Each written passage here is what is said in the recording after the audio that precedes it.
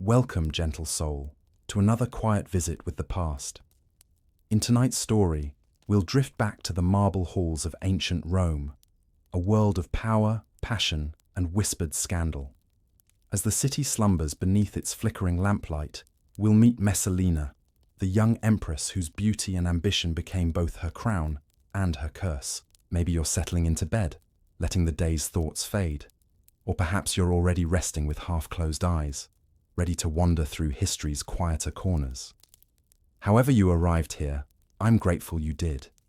If these calm journeys through the past help you find peace or rest, I invite you to subscribe, so we can share many more slow, soothing nights together.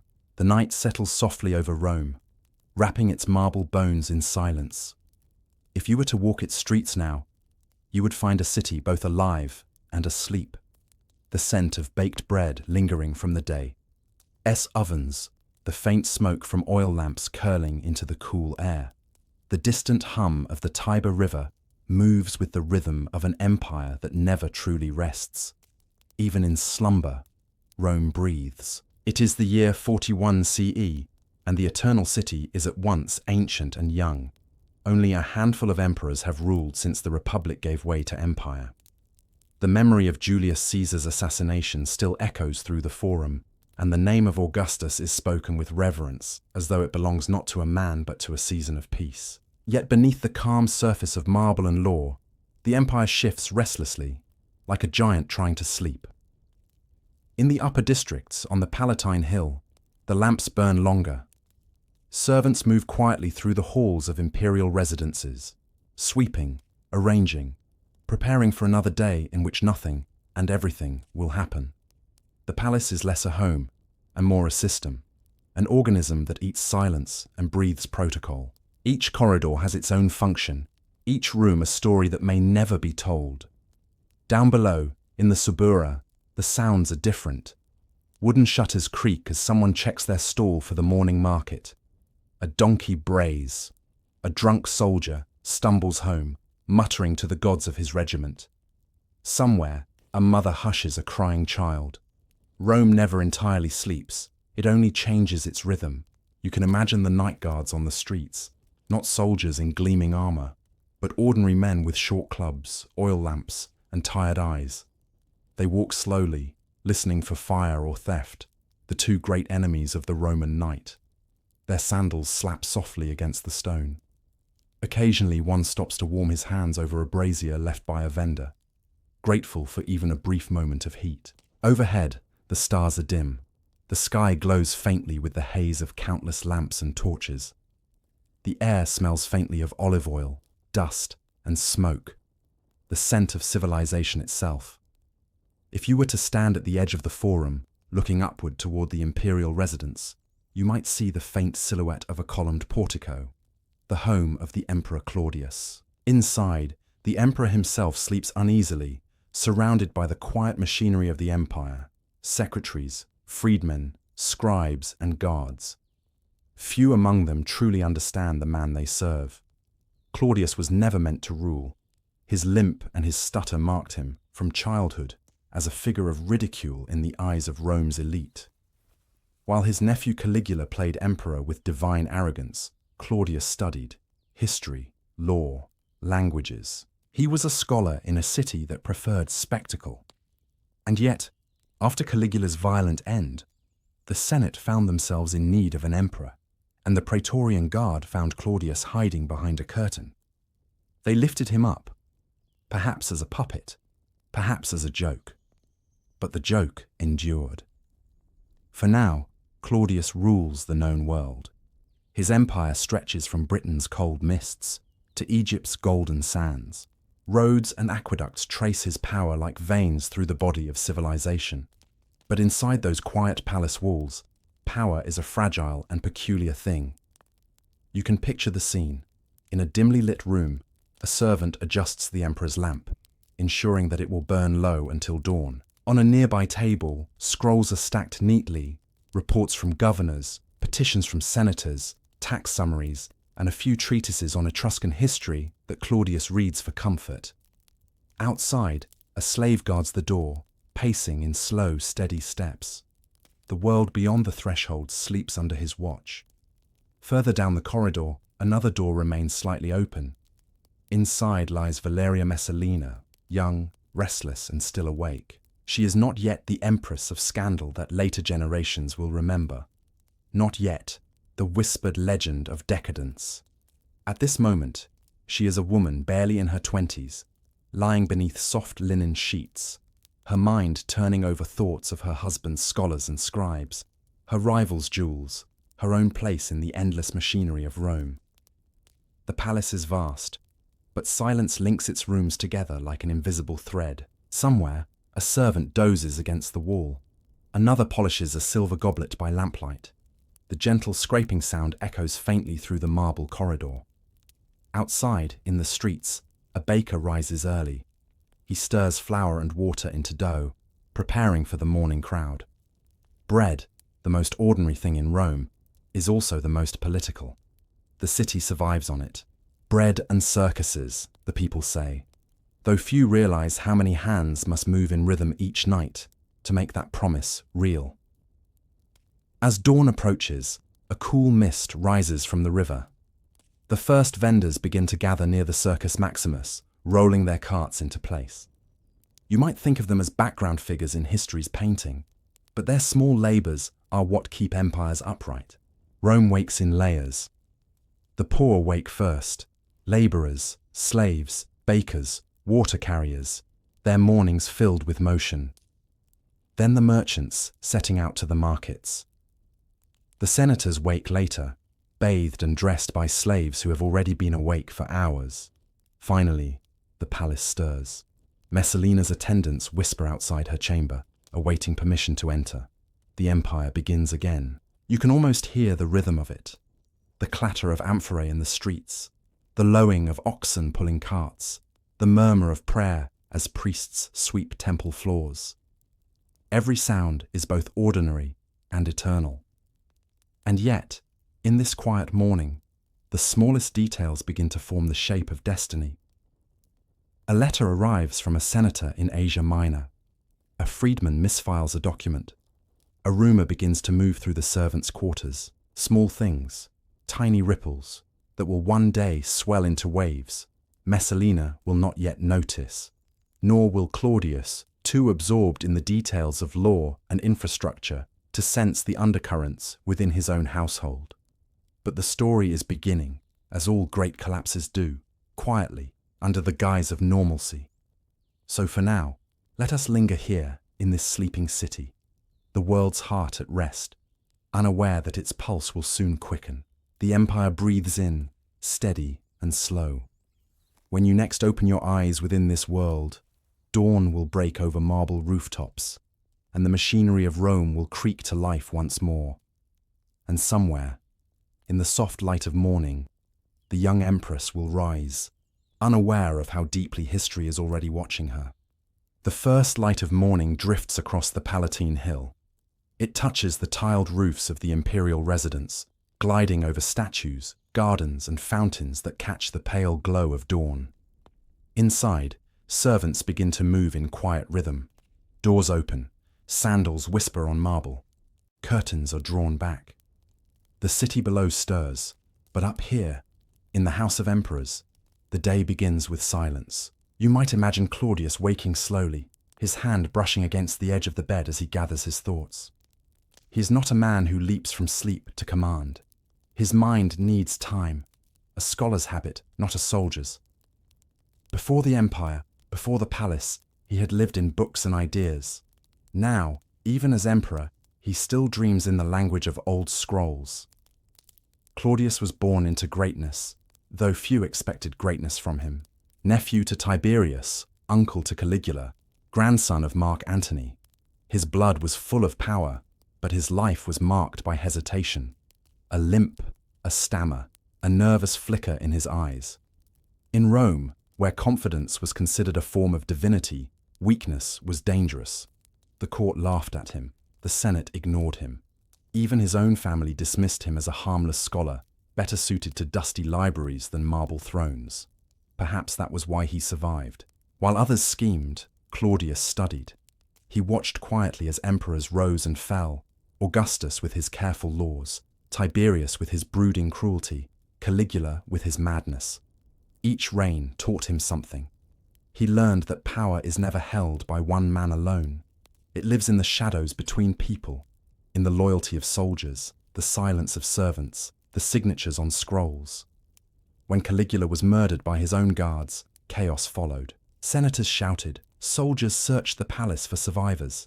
And in that confusion, someone found Claudius, trembling behind a curtain. A strange moment that. Imagine it. An empire without a ruler, and there, cowering in fear, the man who would become emperor. The soldiers laughed, but they lifted him up. He promised them a bonus, always a wise move in Rome, and by nightfall, the city had a new ruler. Not chosen by the Senate, not blessed by the gods, but found like a lost object and placed on a throne. That was nearly 2 years ago. Since then, Claudius has turned the machinery of empire with cautious hands. His mornings begin early, with documents spread across his table. Reports from distant provinces, proposals for new laws, petitions from citizens. He reads everything. His secretaries complain that he works too much, that he loses himself in the smallest details. But Claudius believes in order. After the chaos of Caligula's reign, order feels like salvation. If you listen closely now, you can almost hear the sound of his mourning. The scratching of stylus against wax tablet, the murmured reading of decrees, the occasional cough from a tired scribe. Outside, birds sing faintly in the palace garden. Inside, history is being written in the dullest, most ordinary way imaginable, line by line, name by name, day after day. To the people of Rome, Claudius is both a curiosity and a relief. He does not shout or parade himself as a god. He builds aqueducts, reforms laws, and opens the Senate to new families. Some call him dull. Others, secretly, call him just. For every grand speech he avoids, he sends out a fair decree. And yet, in the quiet of his chamber, he sometimes wonders if they laugh at him still. His wife, Messalina, is often the opposite, young, vibrant, unpredictable. Where Claudius finds comfort in scrolls and logic, she finds it in movement and intrigue. He sees the empire as a problem to solve. She sees it as a stage. Their lives run parallel but rarely meet. As the morning deepens, Claudius walks through the long corridors of the palace. His limp is slow, deliberate. Servants bow as he passes, eyes lowered, never too long on the emperor's face. To them, he is not a man, but a system. One gear in the vast machinery of Rome. They serve him not out of devotion, but out of habit. The empire itself is habit. Every day the same gestures, repeated endlessly, giving shape to power. In the study, his freedman Narcissus waits with reports from the provinces. Narcissus was once a slave, now one of the most powerful men in Rome, clever, cautious, indispensable. He manages the emperor's correspondence, filters the news, and, when necessary, decides what Claudius does not need to know. Britain remains unstable, Narcissus murmurs. A local chieftain refuses tribute. Claudius nods. He has never seen Britain, though he dreams of it. The mist, the sea, the strange painted tribes. Conquest is not his passion, but it is what emperors must do. Send reinforcements, he says softly, and a letter of commendation to the governor. There is no drama in his tone, no trace of the divine, only procedure. Claudius governs by endurance, not charisma. Perhaps that is why he will survive longer than most. At midday, he dines in the garden, surrounded by statues of ancestors whose eyes seem to follow him. The Romans believed the dead watched the living, guiding them, judging them. Claudius sometimes wonders what his grandmother Livia would think. The shrewd matriarch who shaped the empire's earliest days. Would she approve of his cautious reforms? Or would she sigh, as so many had, at his stammer and his patience? Messalina joins him briefly. Her presence changes the air.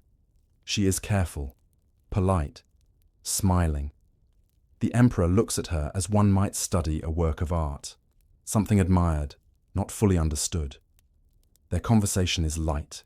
Practical, a dedication for a new temple, a dinner invitation, a minor dispute among the priestesses of Venus.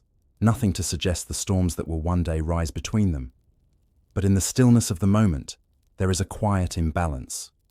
Claudius governs through rules, Messalina moves through charm. They orbit each other, bound by duty and history, yet divided by temperament. After the meal, the emperor retires to his archives, his true sanctuary. Shelves upon shelves of tablets and scrolls surround him. He loses himself in the dry texture of governance, population counts, tax codes, grain shipments. The dullness of empire is its lifeblood. Without these numbers, marble and conquest mean nothing. Outside, Rome hums on. Senators debate in the forum, merchants haggle in the markets, children play near the aqueducts. The empire moves, steady and immense, indifferent to the thoughts of its ruler. As evening approaches, Claudius gazes from his balcony toward the city. Lamps begin to glow in the distance, tiny stars across the valley. For a moment, he feels a quiet pride, that the city endures, that the chaos has quieted, that order has returned. He does not know how fragile that order truly is. Behind him, Narcissus closes the day's scrolls. In the shadows of the corridor, Messalina's attendants whisper, their footsteps light as moths. Somewhere beyond the walls, another rumor begins to form, as soft as a sigh.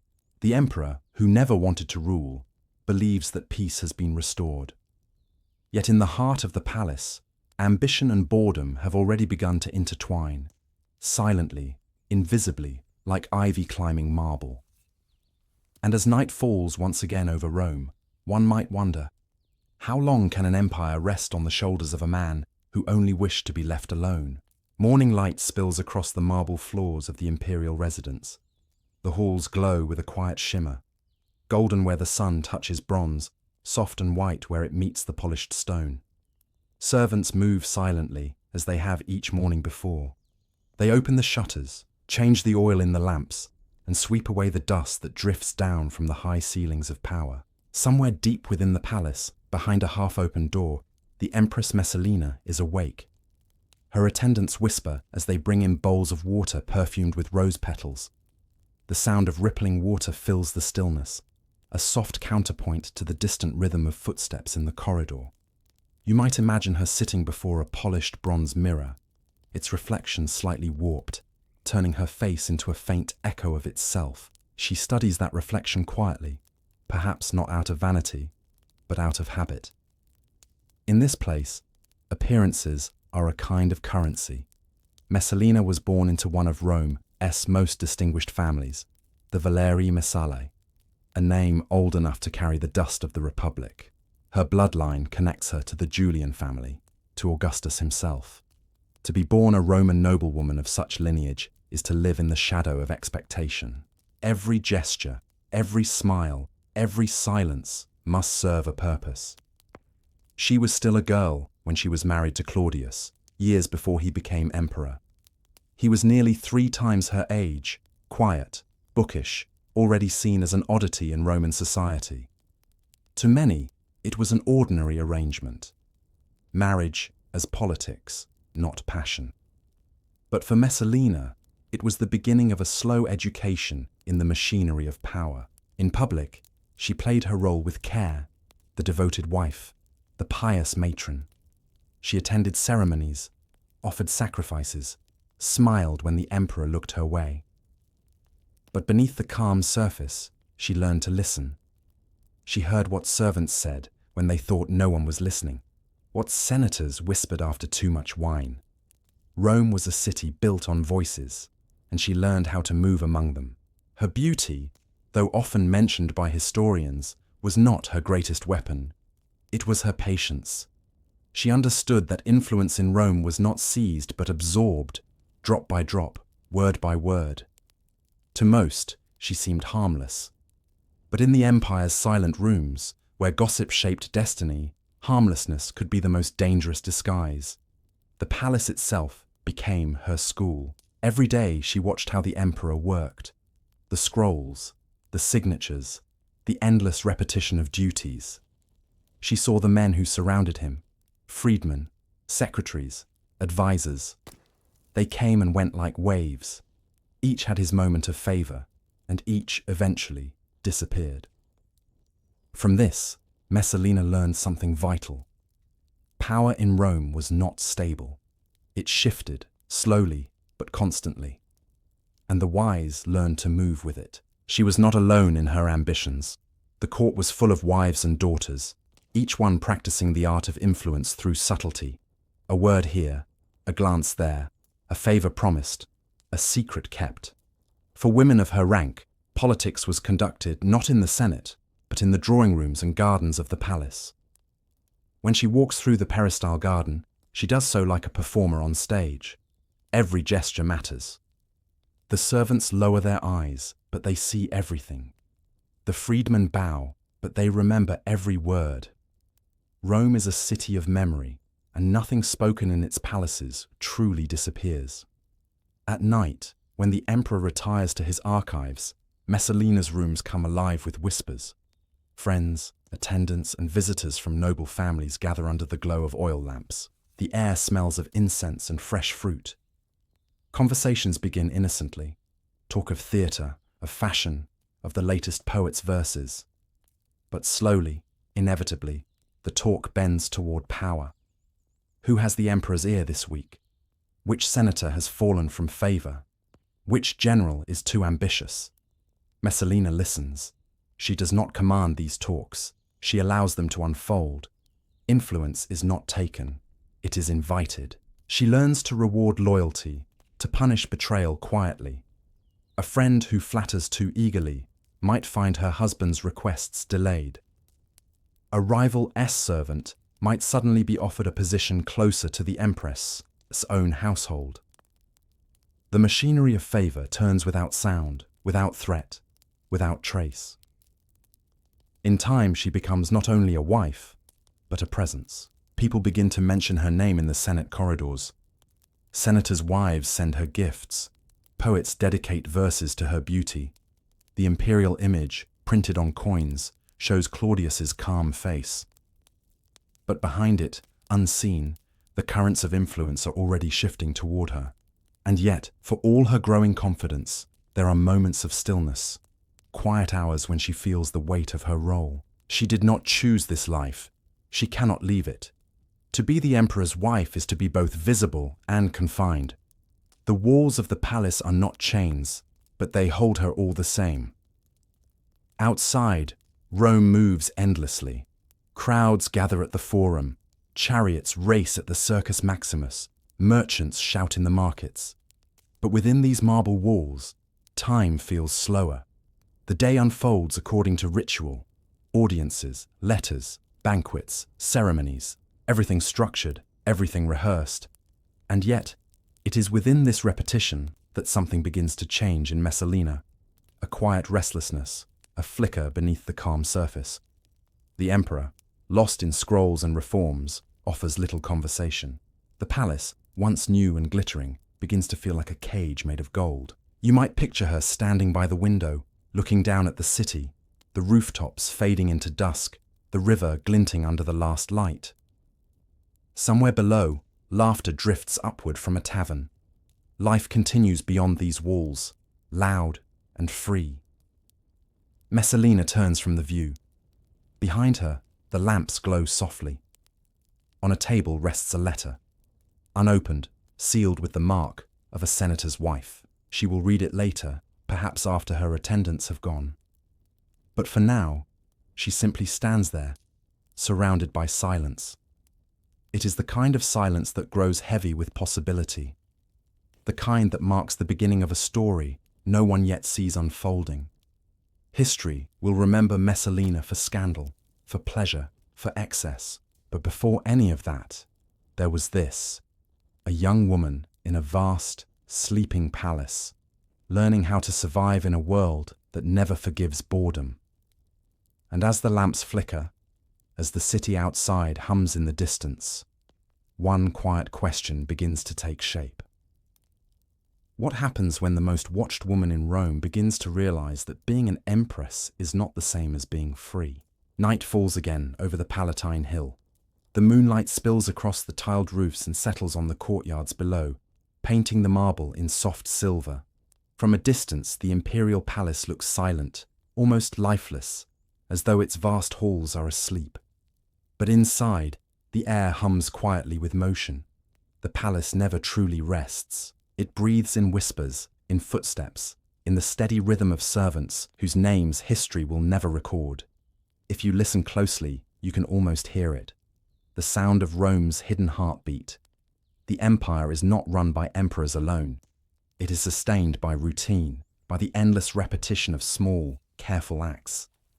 There are servants who sweep the floors before dawn, replacing the ashes in the braziers. There are cooks who wake in the middle of the night to knead dough, their hands dusted with flour before the first light reaches the courtyards. There are guards who walk the same corridors hour after hour, their sandals worn smooth, their eyes trained to see nothing and remember everything. The palace is not one building, but many, a network of halls, gardens, baths, archives, and offices. Some rooms open onto bright courtyards filled with fountains and statues. Others are windowless, cool and dim, used only by scribes and record keepers. It is less a home than a machine. Each chamber serves a function, each servant a purpose.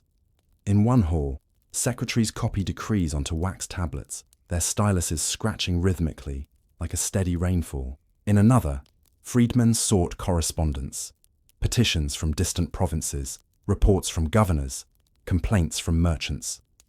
Every letter passes through countless hands before it reaches the emperor. By the time it does, the empire has already moved on. And yet somehow it all works. Rome functions through the quiet precision of these invisible workers. The cooks, the clerks, the guards, the slaves. They know the rhythm of power better than the senators who shout about it.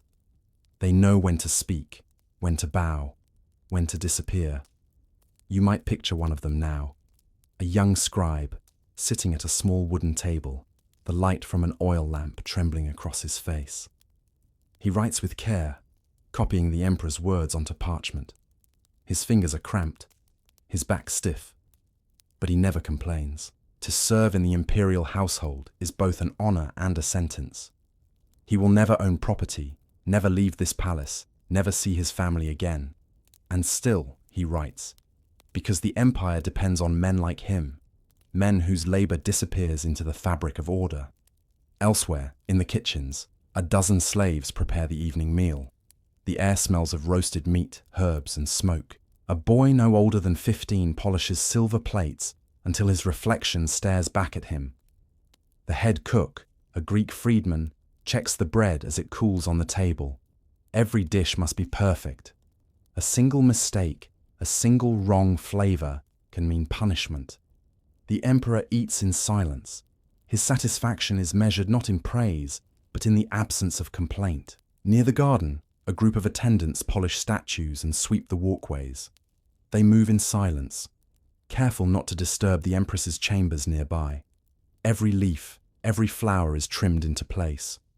Even nature must obey order here. And yet, for all this precision, the palace remains full of secrets. Behind each curtain, beyond each closed door, there are voices that murmur when the emperor is away. Freedmen argue softly over influence. Advisors trade favors.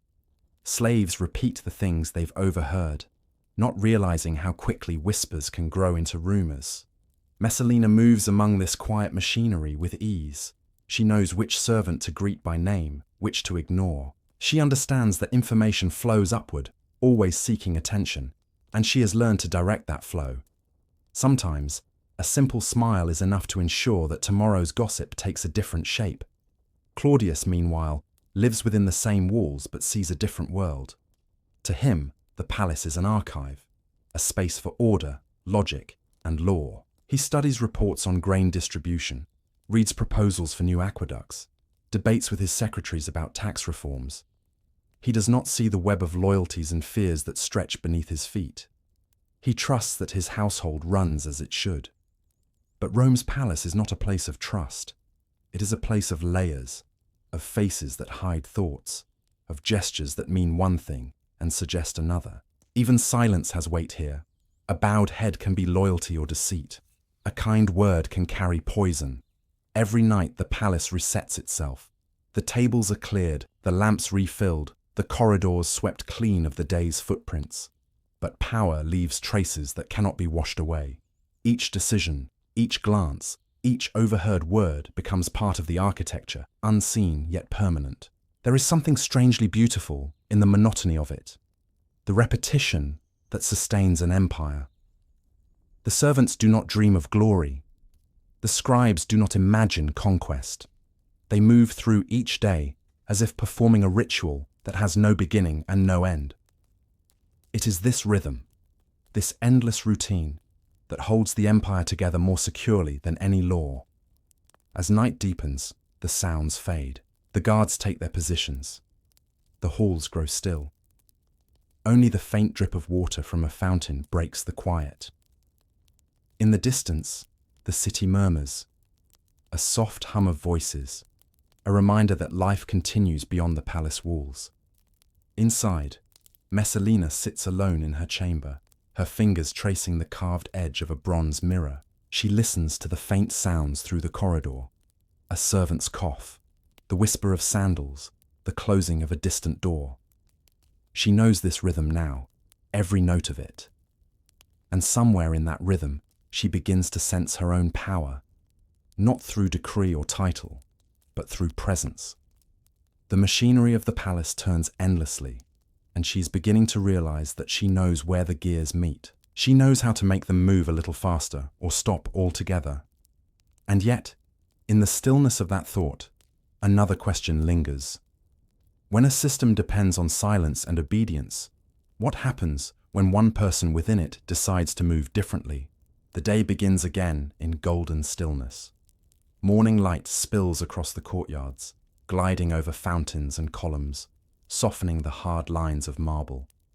The city stirs beneath the palace. Merchants lifting their shutters, bakers drawing the first loaves from their ovens, the faint hum of the streets rising like a tide. Inside the imperial walls, preparations begin for another feast. Not a grand public celebration, but one of those intimate gatherings that keep power in motion.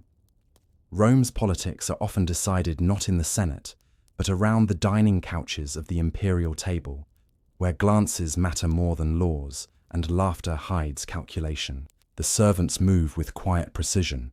Tables are polished until they gleam, bronze lamps filled with fresh oil, perfumes sprinkled along the marble floor to sweeten the air.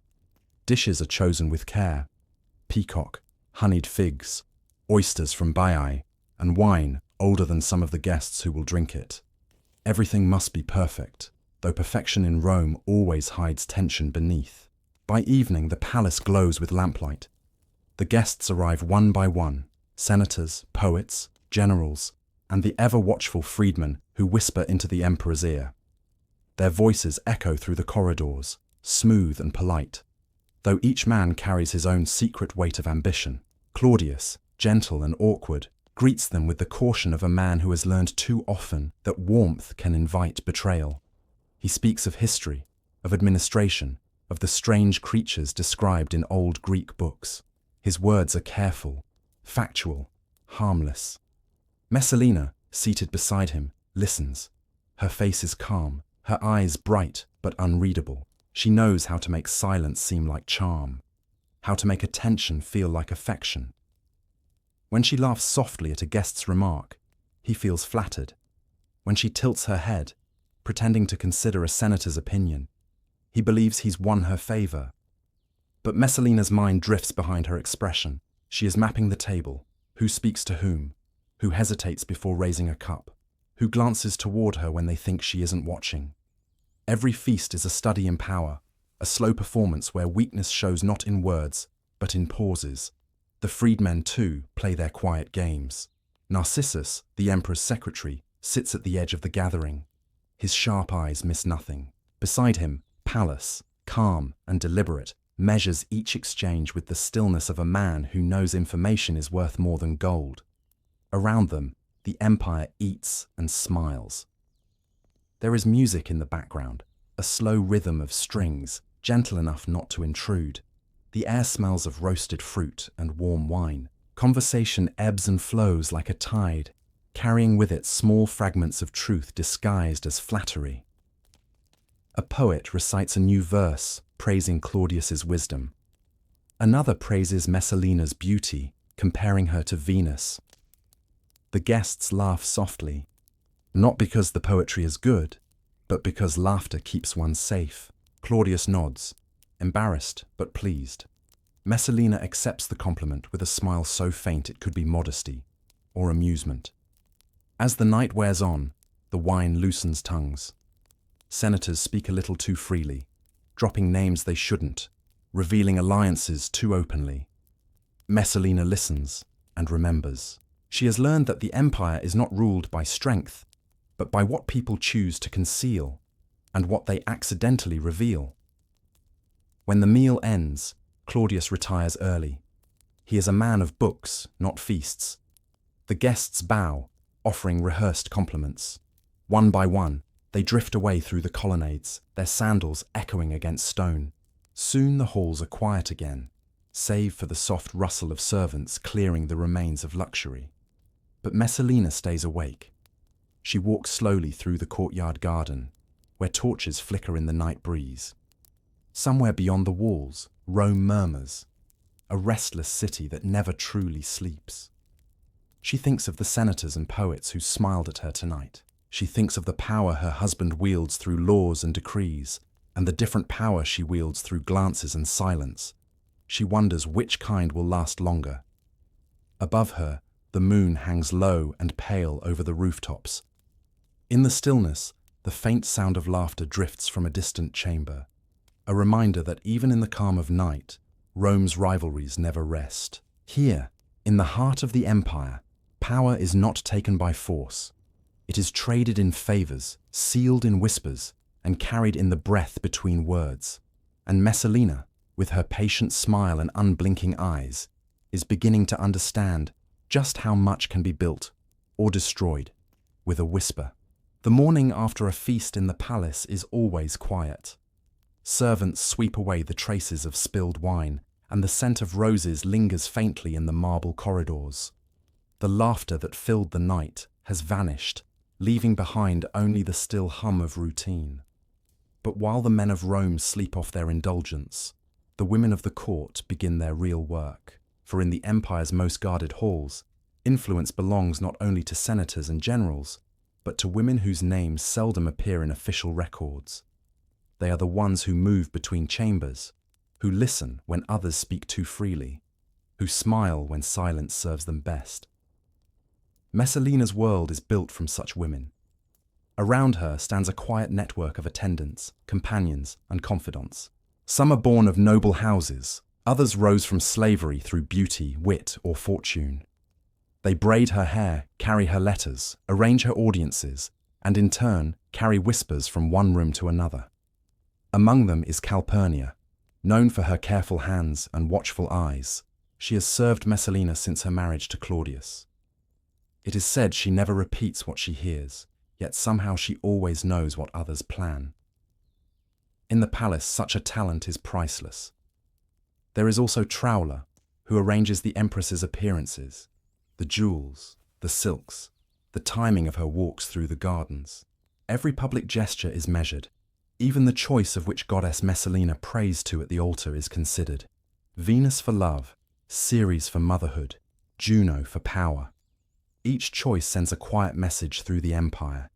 Then there are the women who come and go, senators' wives, courtiers' daughters, distant relatives hoping to find favor through proximity.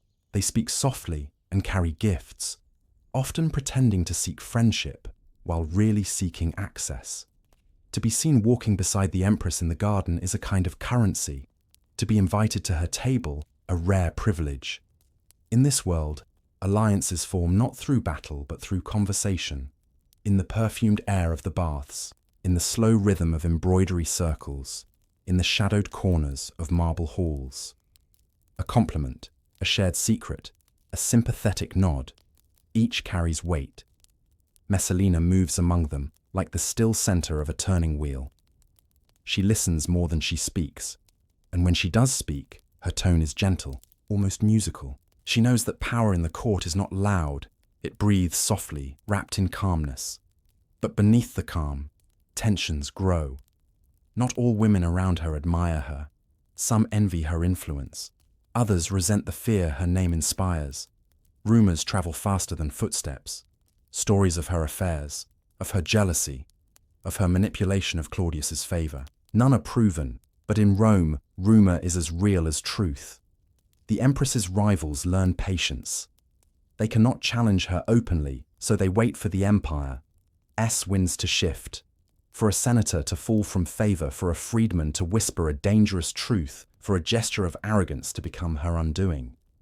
Beyond the palace, ordinary Roman women live in another rhythm entirely. They rise before dawn, tend to their homes, and barter in the crowded markets.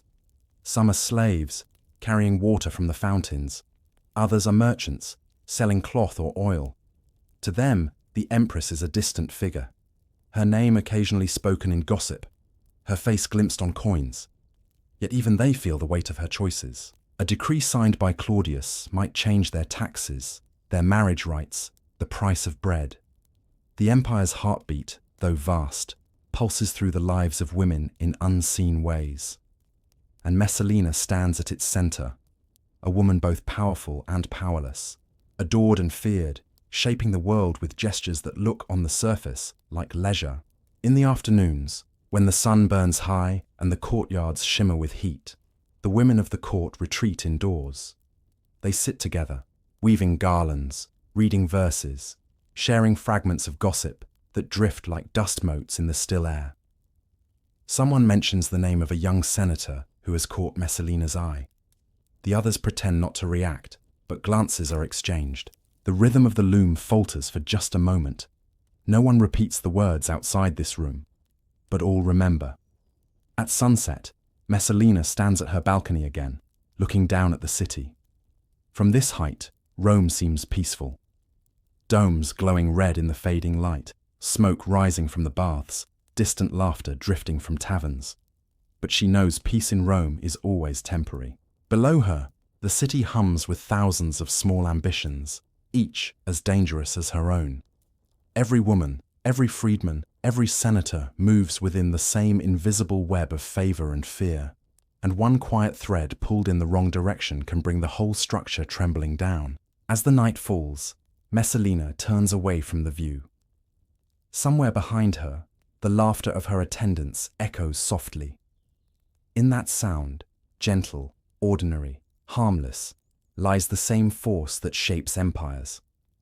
Because in Rome, the most dangerous power of all is not the sword or the decree. It is the whisper that begins in a woman's breath. In Rome, even desire had its own system, its own paperwork, and its quiet administrators. Nothing in the empire existed outside structure, not love, not marriage, not even pleasure. Everything was catalogued, witnessed, and in some way, approved. The palace clerks, pale from the lamplight of their offices, would have described it in practical terms. Dowries recorded, inheritances filed, contracts sealed. But beneath those lines of ink lay the hidden world of human longing, tidy on the surface, restless underneath. For Roman marriage was not born of affection. It was a transaction, a merging of property and name. Claudius and Messalina's union, like so many, had been arranged through calculation. It brought prestige to his uncertain claim to power and legitimacy, to her ambitious family. Love, if it existed, was secondary, and often inconvenient. Yet within those rigid boundaries, people still sought warmth. The senators' wives who hosted literary circles, the poets who disguised their longing in verses, the slaves who passed furtive glances in the shadows of courtyards, all of them existed inside this same machinery of restraint. Rome ran on laws, but humans ran on want. In the palace, that contrast was everywhere. Claudius spent his days with scrolls and scribes, buried in the details of taxation, aqueduct maintenance, and judicial reform. He was steady, deliberate, too occupied by the mechanisms of empire to see the subtler systems forming around him, the networks of affection, manipulation, and quiet betrayal. Messalina, meanwhile, existed in another rhythm. Her world was one of gestures, exchanges, unspoken promises. She understood the palace's bureaucracy not as a constraint, but as an opportunity. Every request had to pass through someone's hands, and hands could be persuaded. A word from her could delay a rival's petition or hasten a friend's reward. She learned that power in Rome was less about commanding armies than about redirecting documents. She smiled at the right scribe, remembered the name of a clerk's mother, praised a freedman's new villa. These small kindnesses accumulated like interest in a hidden account. And then there was the currency of beauty. In a society where marriage was law, desire often existed in the margins, in glances exchanged during banquets, in letters hidden beneath scrolls of philosophy. Messalina became fluent in that language. She was young, intelligent, and surrounded by men who confused her presence for permission. Whispers spread, stories of her charm, of her private gatherings, of nights filled with music and laughter. But in Rome, the line between truth and accusation was delicate.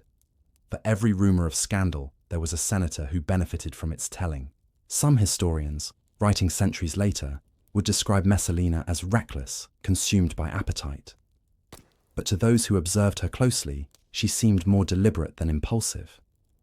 She understood that in the empire's bureaucracy of morality, vice could be weaponized, especially against women. And sometimes the best defense was to embrace the rumor until it became meaningless. Still, there were moments when the pretense slipped. Nights when she wandered the quiet corridors, long after the feasts ended, her footsteps echoing softly against marble. Servants would see her gaze linger on the torchlight, her expression distant, as though the empire she had helped weave now felt too heavy to carry. Desire in Rome was not always lust. It was hunger, for freedom, for attention, for something real in a world made of ceremony. The poets wrote about it endlessly. The ache beneath the toga, the loneliness inside the triumph. Messalina, in her way, was both subject and author of that story. Beyond the palace, the system continued its patient work.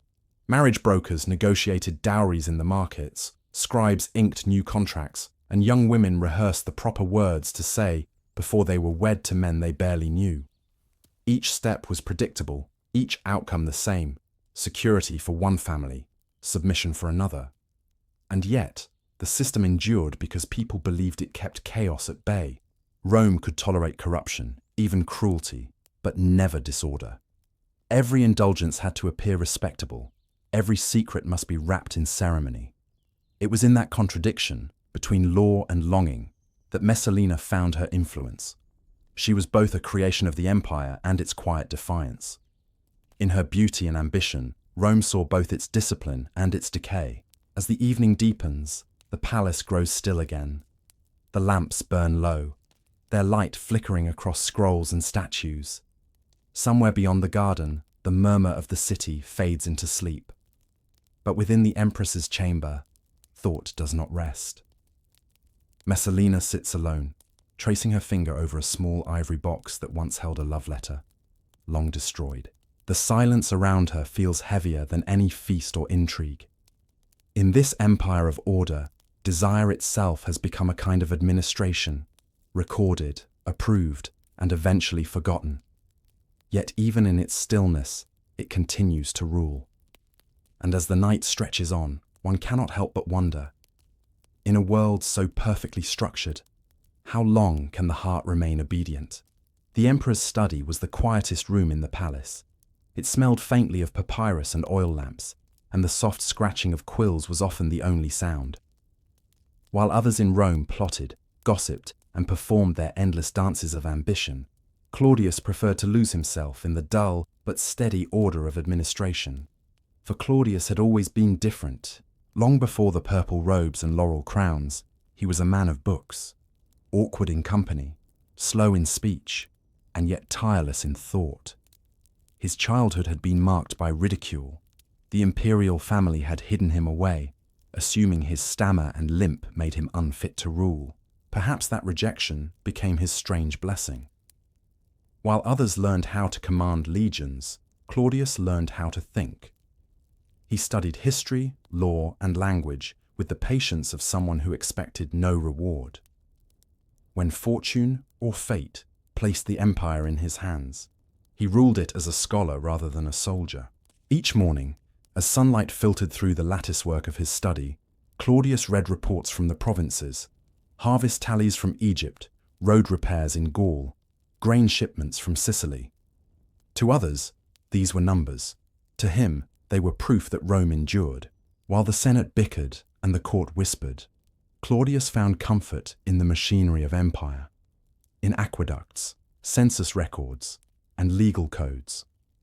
He issued decrees about water rights and temple restorations with the same gravity others reserved for wars.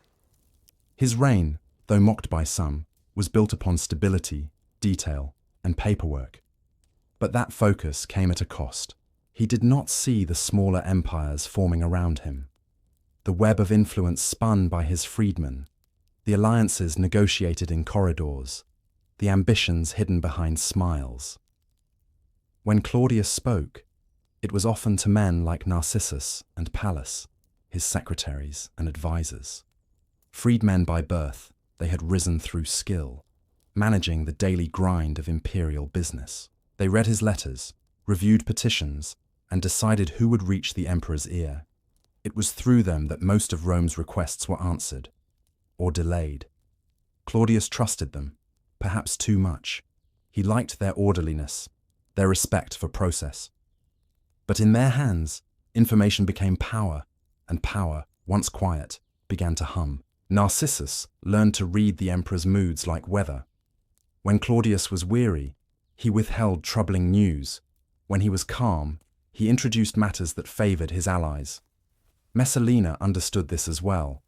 She knew the emperor's attention could be guided, redirected like water through channels, And while he debated legal precedent or reviewed the latest design for a harbor, she quietly shaped the people who surrounded him.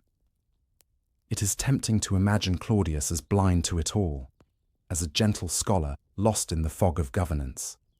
Yet perhaps he knew more than he showed. Some historians later wrote that his slowness was deliberate, that he preferred to let others believe him naive while he watched them reveal themselves. But whether it was wisdom or distraction, his detachment gave room for others to act. The palace became a place where decisions were made, not by command, but by proximity, by who stood closest when the emperor nodded. Outside the study, the empire itself reflected his habits. Roads extended farther than ever before. The ports bustled with trade. The aqueducts poured clean water into crowded districts. To the common citizen, Claudius was not a figure of fear, but of function. Rome worked under him, quietly, efficiently, without glory.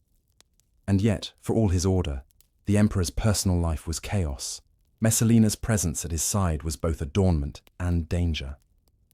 He admired her grace, perhaps even loved her in his awkward way, but he never fully understood the world she ruled, the social theatre of the court, where a glance could be a dagger.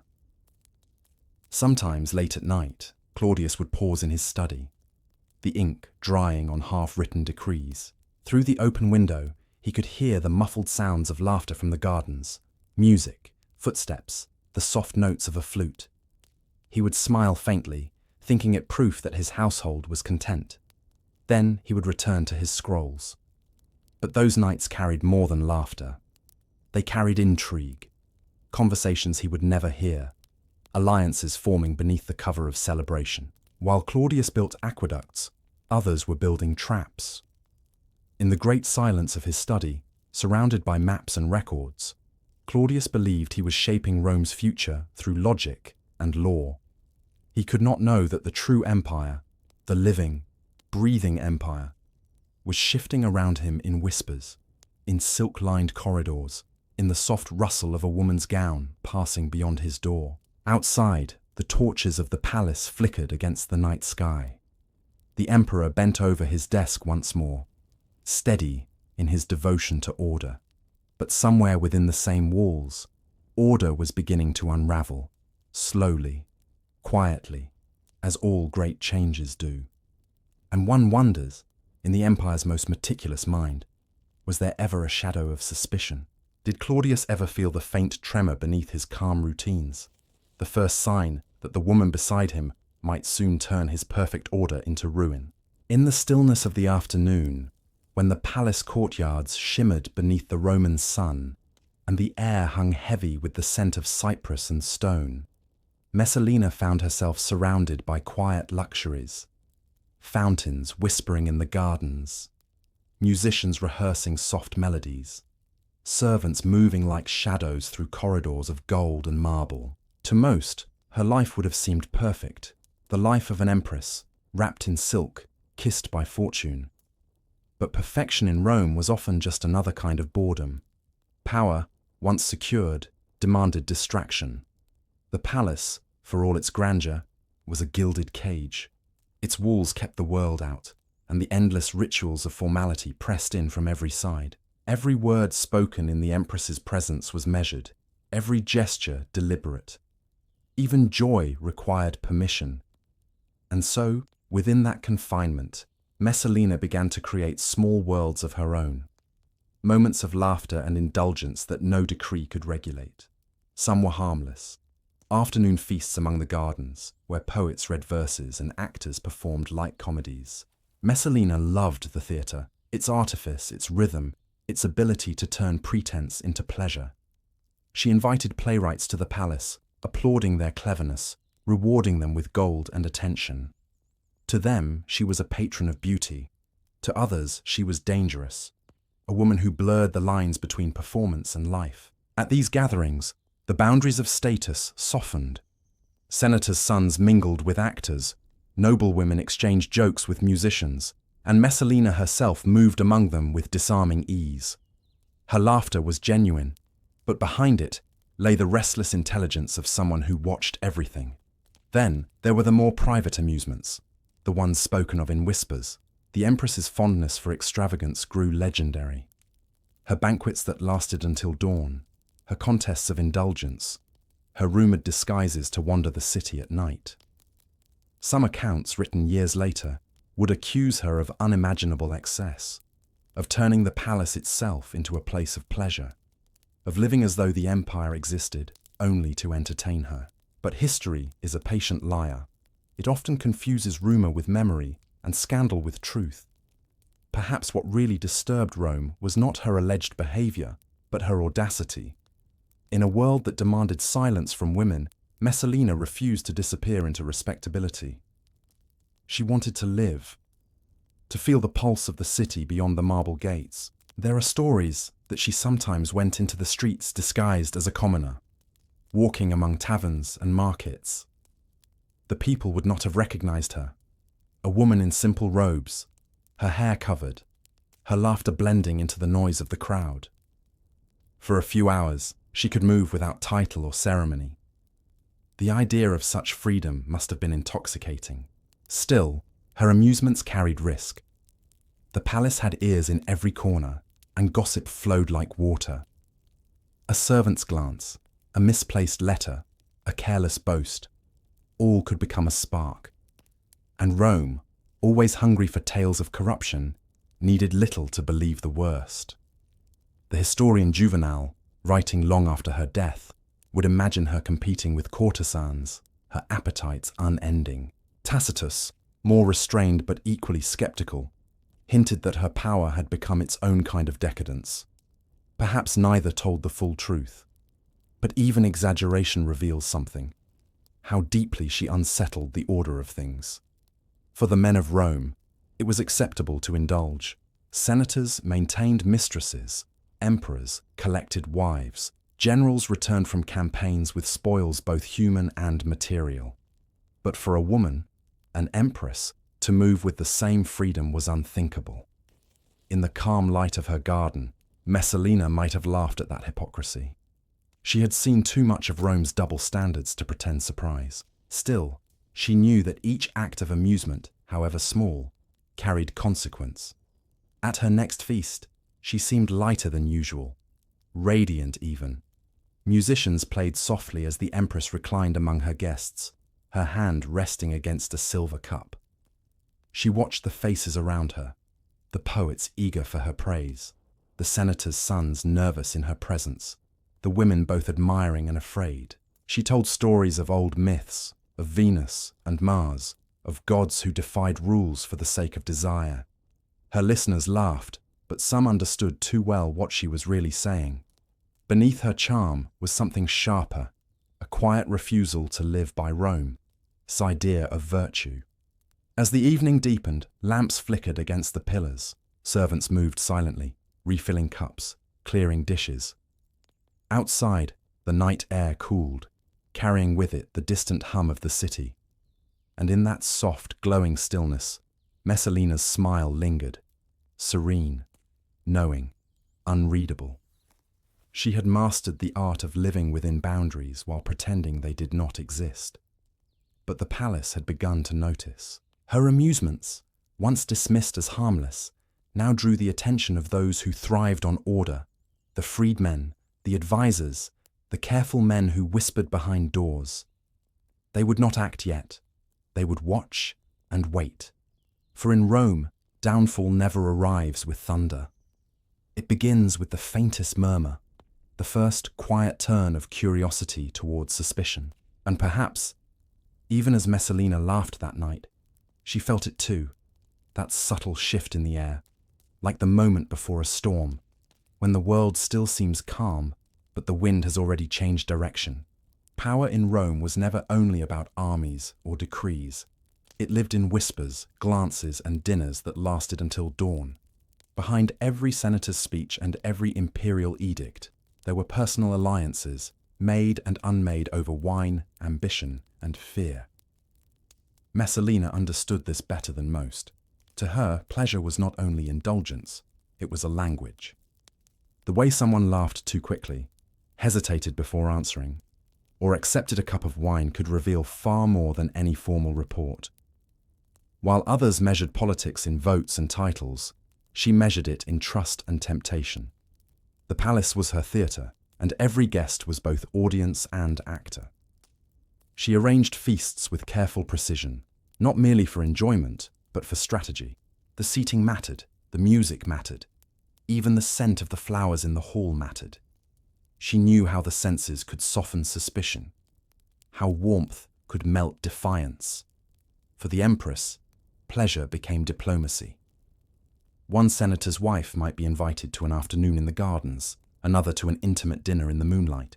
Each left feeling chosen, favoured. Each spoke of her kindness. But kindness, in Messalina's world, was never accidental. It was the gentle hand that directed the current of influence.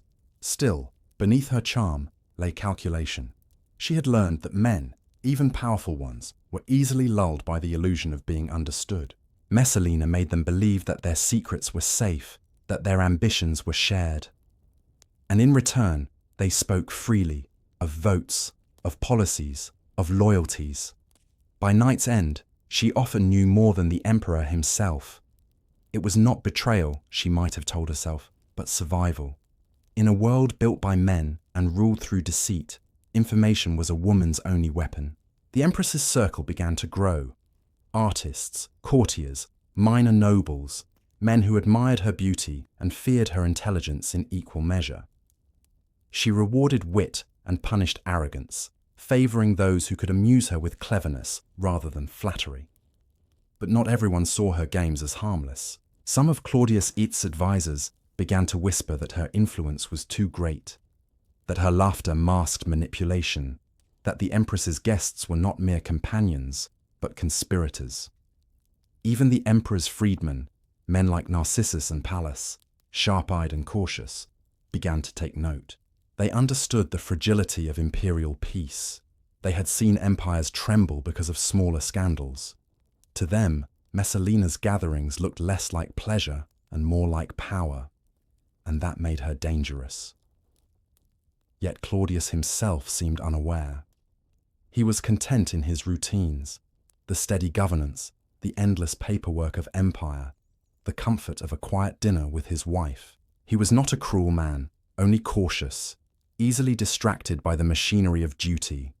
Messalina's world was different, vivid, emotional, alive. Where he saw formality, she saw opportunity. Where he hesitated, she acted. The contrast between them grew wider with each passing season. The emperor's virtue was restraint. The empress's gift was persuasion. Still, pleasure in Rome was never private for long. The gossip of servants slipped through corridors like smoke. Courtiers traded rumors as easily as coins. And in every whispered story, Messalina's name gleamed brighter and more dangerous. To the public, she became both goddess and warning, the woman who embodied Rome's beauty and its corruption. To the poets, she was inspiration. To the senators, a threat wrapped in perfume. Yet behind the masks and murmurs, Messalina remained calm. She had built her empire not on fear, but fascination. And fascination was far harder to destroy. For now, the balance held. Her pleasures still charmed, her laughter still disarmed, her influence still reached farther than any decree. But in the shadows, something had begun to stir. A tension beneath the silken surface of her world. The men she manipulated were beginning to wonder who truly ruled Rome. The emperor on his throne, or the empress smiling beside him. And in that question lay the beginning of danger. There is a particular kind of silence that follows desire, a silence that hums with both danger and delight. In Messalina's Rome, that silence was everywhere. It lingered in the marble corridors of the palace, in the curtained alcoves of banquets, in the soft sound of sandals retreating down torch-lit halls. By now, the Empress had become a figure both adored and feared. Her beauty was legend, her charm effortless, her reach invisible but wide. And yet, she was not content with admiration alone. For Messalina, love, or what resembled it, was another form of power. She was still young, scarcely past 20, and Rome, in its decadence, did not deny youth its indulgences. But her desires were not the careless ones of a girl. They were strategic, deliberate, sometimes cruel. Lovers came to her as men approach altars, in awe, in hope, in trembling. Few left unchanged. Among them was a man named Gaius Silius, handsome, ambitious, and reckless enough to mistake the Empress's affection for safety. Silius was a consul designate, one of Rome's most admired young nobles. His presence at court was constant, his confidence bold, his admiration for Messalina barely concealed. At first, it was a flirtation whispered behind fans and exchanged glances across the marble hall. The sort of game the palace pretended not to notice. But the game deepened. Their meetings grew longer, the laughter softer, the air heavier with unspoken defiance. Rome, after all, loved its scandals, and this one glimmered with danger. For Messalina, Silius was more than a distraction. He represented everything Claudius was not: youth, vitality, daring. The emperor, busy with decrees and petitions, had grown cautious, content in routine. Silius offered the empress a taste of rebellion, a reminder that she could still bend the world to her will. But pleasure, once it becomes power, rarely remains private. Soon, servants whispered of their secret meetings, of moonlit walks through the palace gardens, of hidden villas beyond the city where they could escape prying eyes. The empress, it was said, visited Silius even as her husband presided over state affairs. To some, it was shocking. To others, inevitable. Rome had always been a city that blurred the line between virtue and vice. Still, the affair grew bolder. Silius, perhaps believing himself invincible, began to boast quietly among his peers. He spoke of love as if it were victory, unaware that victory in Rome was always fleeting. The empress encouraged him. She liked his arrogance, his belief that the world revolved around them. Perhaps she even believed it herself. And yet, behind every moment of passion, the shadow of consequence lengthened. The palace had seen such stories before. A favorite rises too high, grows too confident, and forgets that proximity to power does not equal protection from it. Rome's memory is long, and its justice slow, but merciless. Even as the lovers met in secret, the emperor's advisors began to notice Silius's growing influence. His wealth seemed to multiply overnight. His presence in court affairs became conspicuous. The whispers that reached Claudius were hesitant at first.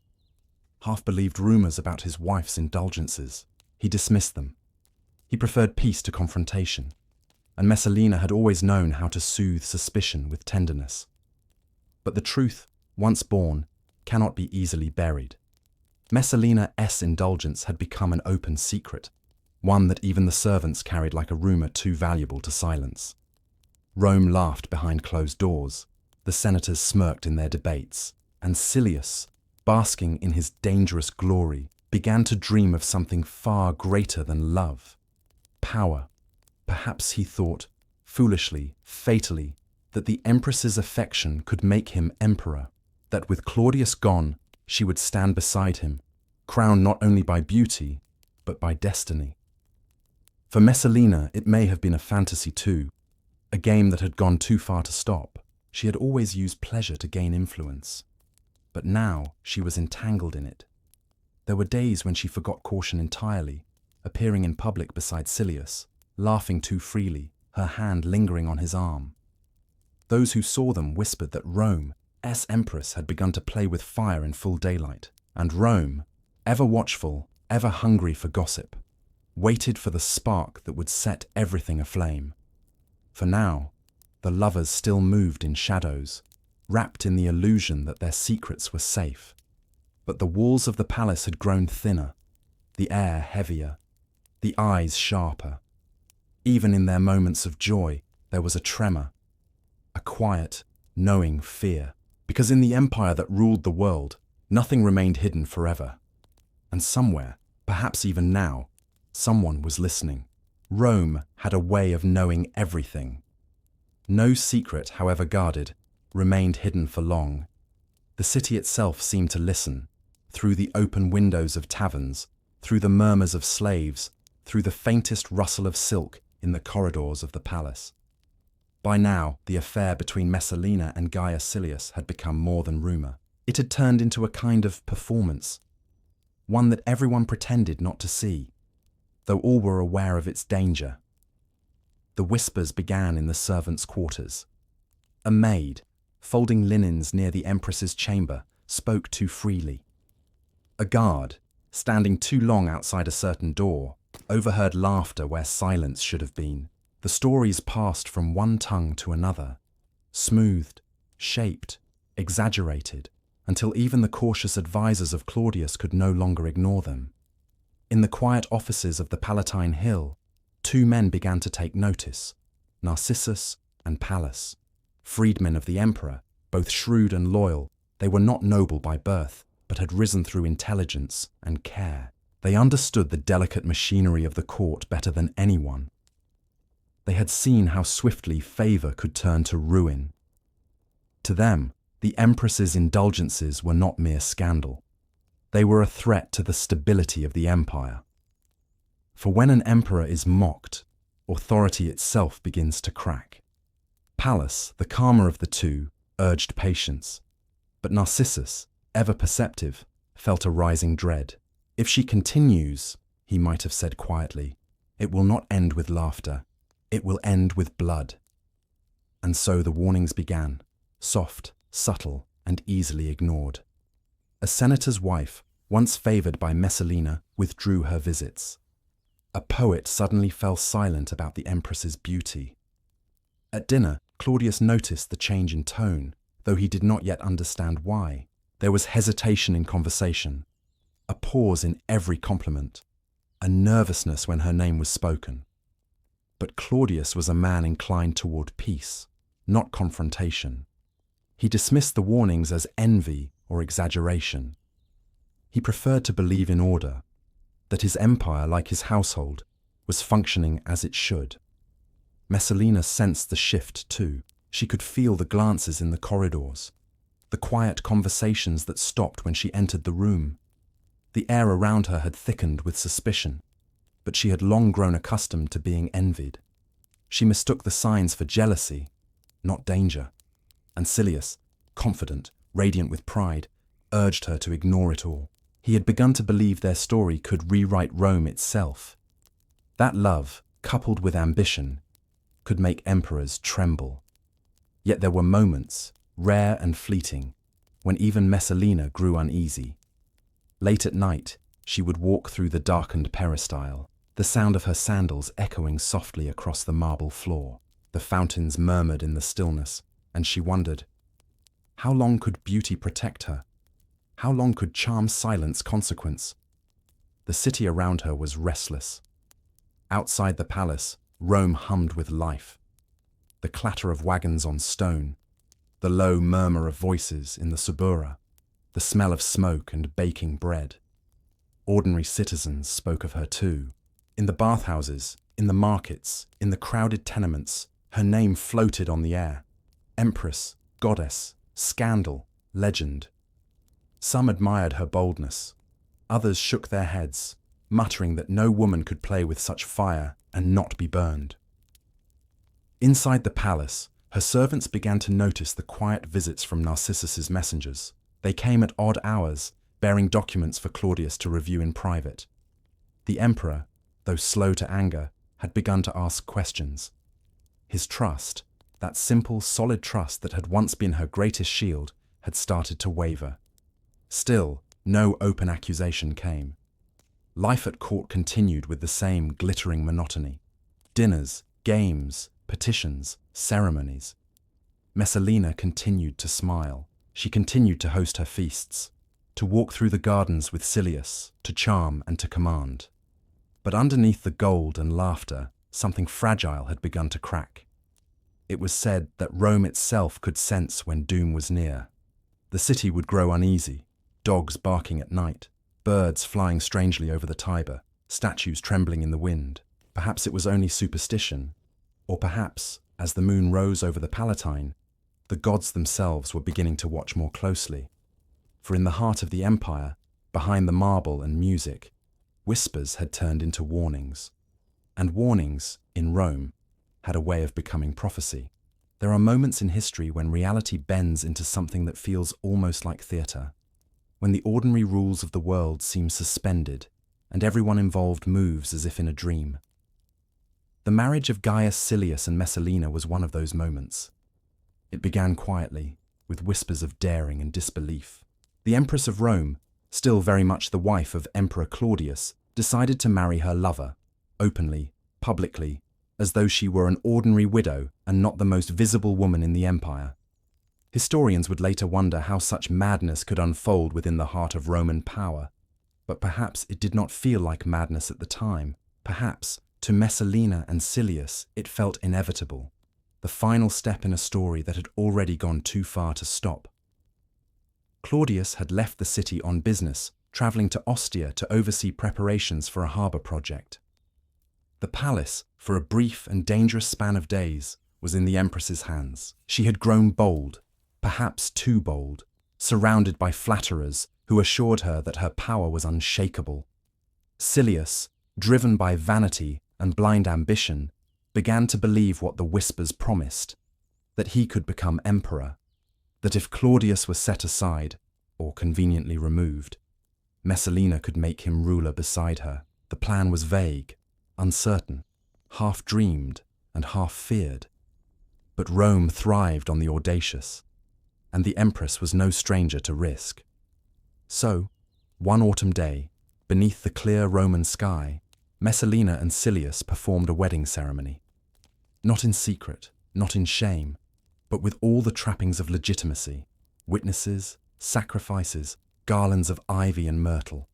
She wore the veil of a bride, he, the robe of a groom. It was said that even the priests who officiated the ceremony pretended ignorance, too afraid or too fascinated to protest. The laughter of guests filled the courtyards. Wine was poured. Music drifted through the gardens. To those who attended, it felt unreal, as though they were participants in a beautiful but doomed illusion. Some called it a mockery of marriage. Others called it treason. And yet, for that single day, Messalina seemed radiant, free perhaps for the first time since her youth. The chains of imperial expectation loosened, the pretense of devotion to Claudius briefly forgotten. She danced and laughed as if the empire were hers to rewrite. But beyond the walls of the palace, the world continued to turn, and the news began to travel. It reached the ears of slaves, who whispered it in kitchens. It reached the ears of guards, who murmured it outside taverns. And finally, it reached the ears of Narcissus. He could hardly believe it. Even in a city that thrived on scandal, the idea was absurd. The Empress marrying another man while her husband still lived. It was not simply betrayal. It was a challenge to the order of Rome itself. For in Rome, marriage was not only a private union, it was politics. To marry another while the emperor lived was to declare him irrelevant, dethroned in spirit, if not in fact. Narcissus acted quickly. He gathered witnesses, documented every detail he could find, and sent urgent messengers to Claudius at Ostia. The emperor's reaction, when he first heard, is said to have been confusion, not rage, not grief, but disbelief so deep it felt like silence. Claudius, ever cautious, had trusted his wife completely. The thought that she could betray him so openly, so foolishly, seemed beyond comprehension. He asked again and again, "Has the Empress truly married?" And when the answer came, yes, in full ceremony, before witnesses, with celebration, something shifted within him. The patient man became resolute. Orders were given, horses saddled. Claudius began his return to Rome. Back in the city, the laughter from the wedding feast had already faded. The garlands were wilting, the wine cups overturned. Perhaps, as night fell, even Messalina felt the weight of what she had done. For the first time in years, the palace felt still. Not the stillness of peace, but of anticipation. The kind that hangs before a storm breaks. Silius tried to act confident, but even he could feel the ground trembling beneath them. He urged Messalina to act, to meet Claudius before others could poison his thoughts. But the Empress hesitated. She had always relied on charm to repair what ambition had risked. This time, charm might not be enough.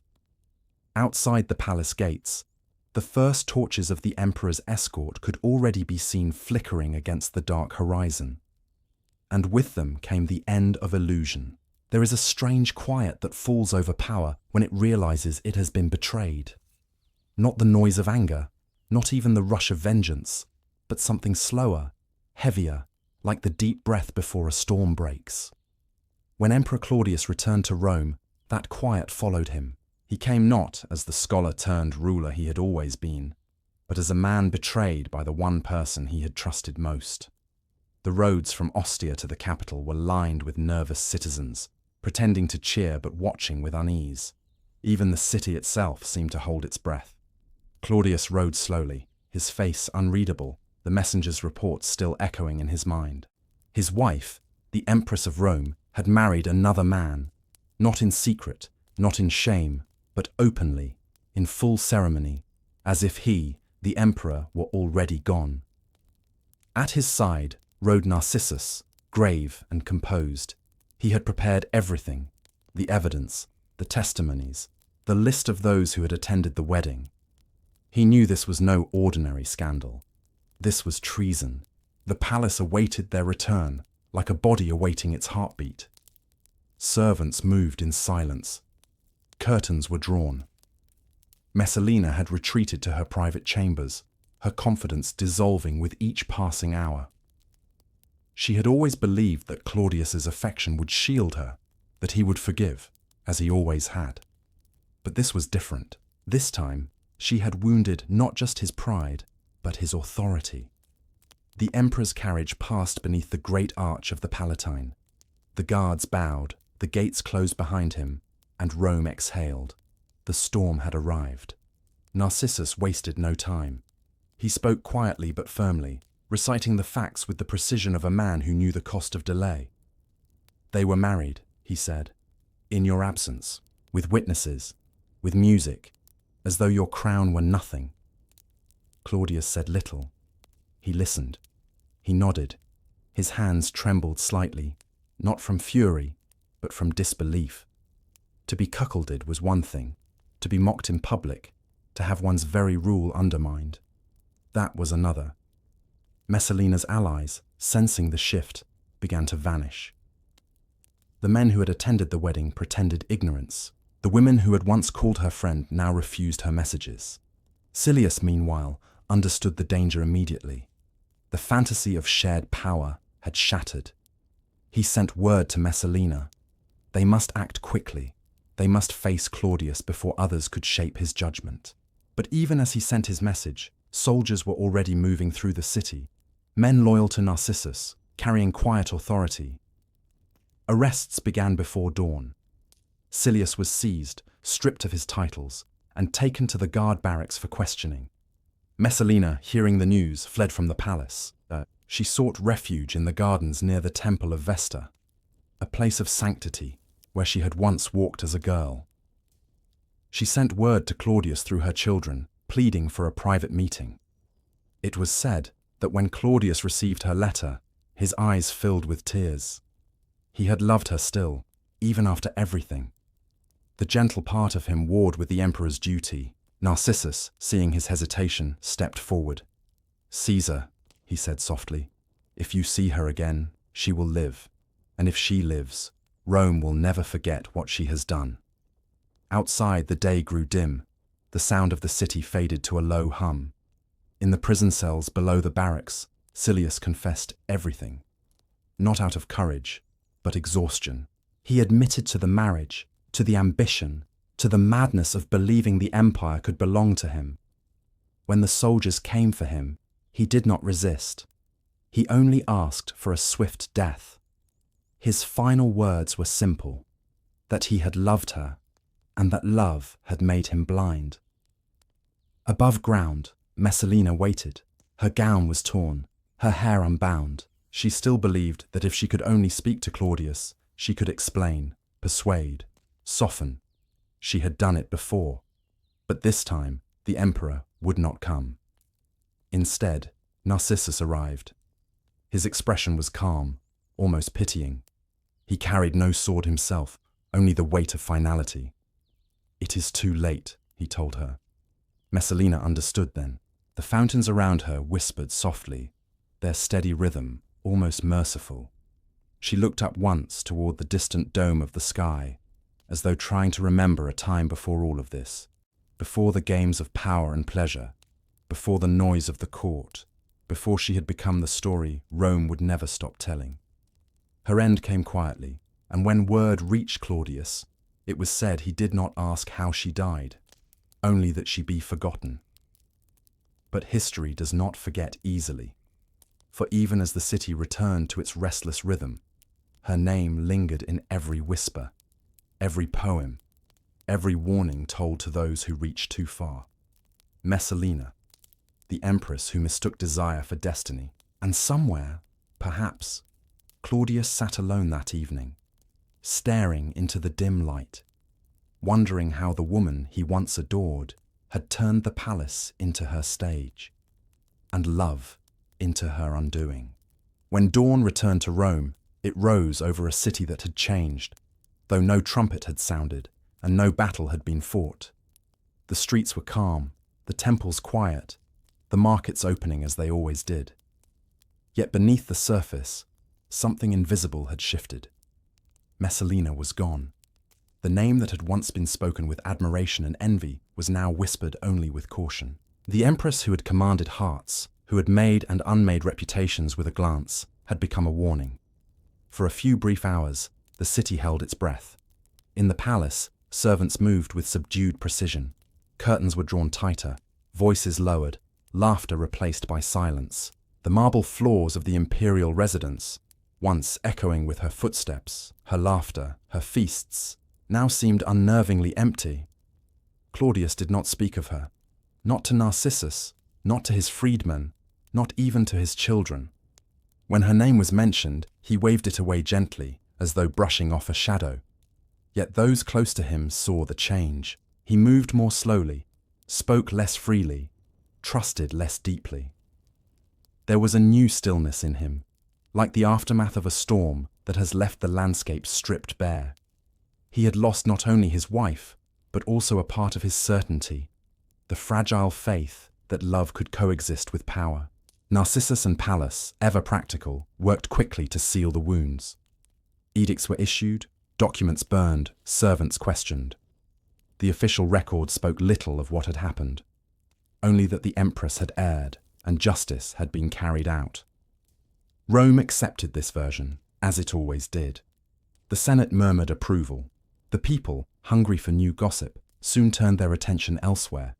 In time, even the poets grew quiet, their verses fading into caution. But the whispers remained. In the bathhouses, women spoke softly of Messalina's courage or her folly.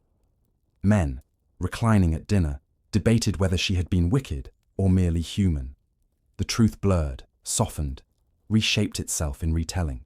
And so the Empress became not a person, but a parable. Parents warned their daughters not to mistake beauty for power. Courtiers warned each other that favor could vanish in an instant. Philosophers used her name to lecture on the fragility of virtue. Even Claudius, when pressed to remarry, hesitated. The Senate urged him. Rome could not be without an empress. But the thought of another woman seated beside him on the throne seemed unbearable. He relented only after months of persuasion. His advisers chose carefully, a widow of noble birth, known for her seriousness. Her name was Agrippina. She was not like Messalina. Her beauty was colder, her ambition sharper, her restraint precise. Where Messalina had charmed through warmth, Agrippina would command through calculation. And thus, the wheel of history turned once more. Rome continued to eat, to trade, to argue, to build. The marble dust settled. The gardens bloomed again. But the ghost of Messalina lingered, in the corridors she once ruled, in the mirrors that caught a flicker of her smile. Even the slaves swore they could still hear her laughter on quiet nights, carried faintly through the courtyards, like a memory refusing to fade. To some, she was the embodiment of excess, the woman who had gone too far. To others, she was simply the reflection of Rome itself, brilliant, restless, self-destructive. In the Senate, a few dared to suggest erasing her entirely, to strike her name from the records, to restore the dignity of the emperor's house. But erasure in Rome was never complete. The more one tried to silence a scandal, the deeper it buried itself in the imagination.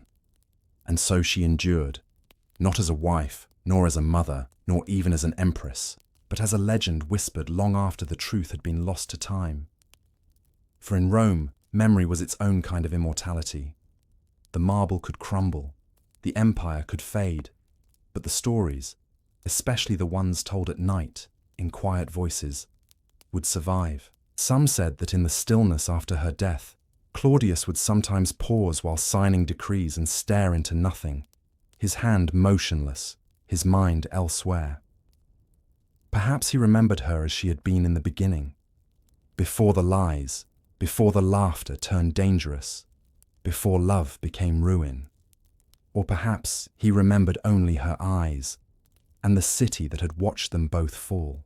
And so the story of Messalina ended, but Rome continued, unchanged, unrepentant, forever circling back to its own reflection. The corridors of the imperial palace, once heavy with the perfume of Messalina's laughter, now echoed with the measured rhythm of new footsteps. Agrippina the Younger had arrived, and with her, a silence of a different kind. Where Messalina had filled the palace with noise, color, and impulse, Agrippina brought restraint. Her movements were deliberate, her words chosen with surgical care. Even the servants noticed it. That under her gaze, everything seemed to align. Drapes hung straighter, sandals squeaked less, and no one dared to linger too long in idle conversation. Rome had grown used to scandal, but now it faced calculation. Agrippina was not merely an empress. She was the survivor of a dynasty that had devoured itself. Daughter of Germanicus, sister of Caligula, niece and now wife of Claudius. She understood the peril of proximity to power. Every smile concealed a test. Every gesture had a purpose. She had seen what happened to those who mistook privilege for safety.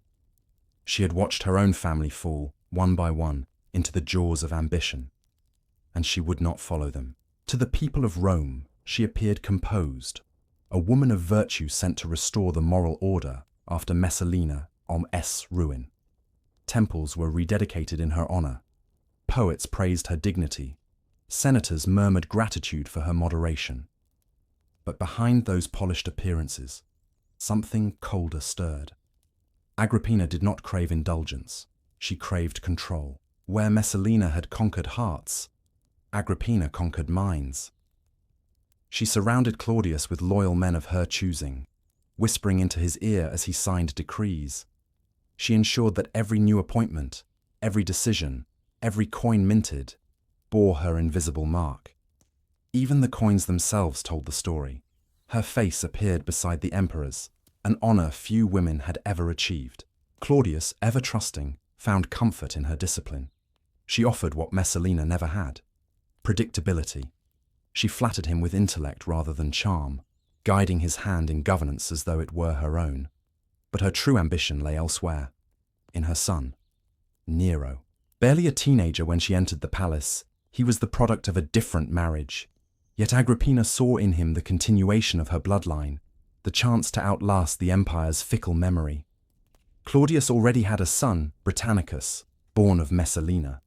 But Britannicus was still young, and Agrippina understood that youth was not a protection. It was a vulnerability. She began to shape the narrative.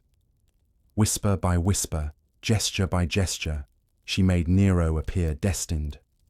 Tutors praised his eloquence. Sculptors carved his features into marble. The Senate, ever eager to please the Empress, began to murmur his name in approval. Claudius hesitated.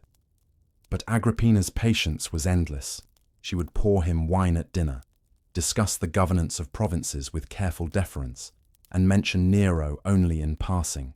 A bright boy, a credit to Rome, a future hope. Slowly, Claudius relented. He adopted Nero as his son, giving him equal standing with Britannicus. It was, Agrippina insisted, a gesture of unity. But beneath that veneer of harmony, the balance of power shifted. Messalina's son was fading from the emperor's sight. The palace had changed again. The laughter of the past was gone. In its place came the hum of quiet calculation, the sound of parchment being unrolled, of seals being pressed, of steps timed perfectly to arrive at the right moment. Agrippina did not host wild banquets. She hosted councils. She did not seduce. She negotiated. And Rome, weary of scandal, mistook this discipline for peace. But peace in the empire was never truly peace. It was a pause, a shallow breath before the next upheaval. Outside the palace, ordinary Romans continued their routines. The bakers lit their ovens before dawn. The merchants opened their stalls. The soldiers drilled in the dust. They spoke of the new Empress as one might speak of the weather, distant, inevitable, powerful. Few understood that within those marble walls, history was quietly being rewritten. Agrippina had learned the lesson Messalina never had, that power, to endure, must wear the mask of virtue. And yet, even masks leave shadows. At night, when the corridors of the palace fell silent, Claudius would sometimes stir in his sleep, murmuring names the new empress preferred forgotten. The ghosts of his past still lingered. His laughter with Messalina, the bright echo of her voice before ambition devoured them both. Agrippina tolerated it, for now, because she knew that history would not remember those murmurs. It would remember only what she allowed to be written, and soon she would write her final chapter in Claudius's story, not as a wife, but as an author of his fate. In Rome, love had always been a dangerous game, but for Agrippina, love was not a weakness. It was a strategy. The city slept beneath her shadow once more, unaware that the calm she brought was only the stillness before the next tremor. The palace had known many moods: the laughter of Messalina, the hush of mourning, the murmur of new beginnings. But under Agrippina's reign, it had settled into a rhythm of precision. Every day began and ended according to her design. Servants moved like shadows. Ministers awaited her nod. and Claudius, now older, more hesitant, lived within the quiet order she had woven. He had once been the scholar emperor, the man who collected scrolls and studied ancient laws long after the Senate had grown weary of his voice. But time had dulled his curiosity. His eyes, once alive with questions, now lingered on the past, on faces no longer there. Sometimes, in the silence of his chamber, he would whisper Messalina's name, as though trying to remember who she had truly been, the woman or the warning. Agrippina noticed everything. She noticed when Claudius began eating less, when his words grew slower, when his decisions took longer to form. She noticed that he spoke more often of Britannicus, Messalina heir's son, whose coming of age now loomed near. And she knew what that meant. The balance of her power was shifting. As long as Claudius lived, her control remained tied to his approval. But if Britannicus became emperor, Agrippina would fade, replaced by the memory of the woman her husband had condemned and by the bloodline she had worked so carefully to eclipse. That could not happen. In the long corridors of the Palatine, plans were never shouted, they were whispered. The Empress did not rush. She consulted omens, spoke softly with her trusted advisors, and prepared. It was said that Claudius, perhaps sensing his mortality, had begun to regret. He spoke one evening of returning Britannicus to favor. He even mused about the mistakes he had made, the wives he had chosen, the judgments that had led to blood. Perhaps, he murmured to an attendant, it is time to make things right. Agrippina's hand trembled for the first time in years when she heard those words. There were no tears, no confrontation, only resolve. History, she believed, belonged not to those who were kind, but to those who were clear. So she called upon Locusta, a woman whose profession was both art and crime, a poisoner by trade, known for her subtlety. She was brought quietly into the palace, her task simple yet immense, to end an emperor without suspicion. The method, like everything Agrippina touched, would be deliberate. A dish of mushrooms, Claudius's favorite. Rich, fragrant, laced with just enough of Locusta's craft to blur the line between sleep and silence. It happened during a feast. The emperor ate slowly, surrounded by family and courtiers. Agrippina, serene as ever, poured him wine. She smiled, spoke of Nero's studies, of the prosperity of the provinces, of the calm Rome had enjoyed under his rule. He lifted another bite to his lips. The moment passed like any other. Then, a pause, a cough, the sound of a goblet falling. Panic rippled through the room. Attendants rushed forward, voices rose, a physician was called. Agrippina remained seated, composed. She murmured that it must be a fainting spell, the result of fatigue. Claudius had been working too hard, she said. He needed rest. But the rest never ended. By morning, the Emperor of Rome was dead. Officially, it was illness. The records, those convenient mirrors of power, reflected only what Agrippina wished the world to see. A tragic passing, peaceful and dignified. Outside the palace, the city awoke to the news with weary acceptance. Emperors had come and gone. The empire endured. Life continued. Merchants opened their shops. Priests lit incense. Senators gathered to praise the new dawn. And beside them, Agrippina stood in mourning robes, her expression the picture of solemn grief. Behind her, Nero appeared, still young, still pliant. She placed her hand upon his shoulder, guiding him forward as if by instinct. The Senate hailed him as the new emperor, their voices echoing through the marble halls. Rome, once ruled by a scholar, now belonged to a boy, and behind him, to a mother. Messalina's son, Britannicus, stood silently to one side, watching. His face revealed nothing, but his eyes spoke of understanding. He had seen too much already. In that moment, the cycle of Rome turned once more, power passing like a torch, burning all who held it too tightly. Agrippina had succeeded where others had failed. But even she, in the quiet of her private chamber, must have felt the weight of it. The empire obeyed her now, but history had its own patience. The same walls that had hidden her whispers would one day carry another's.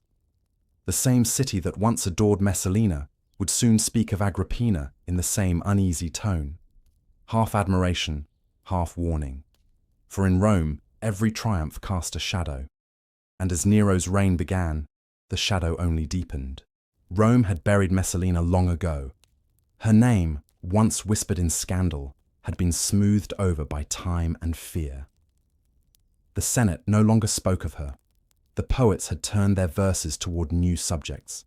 The people, ever hungry for gossip, had found fresh rumors to chew on.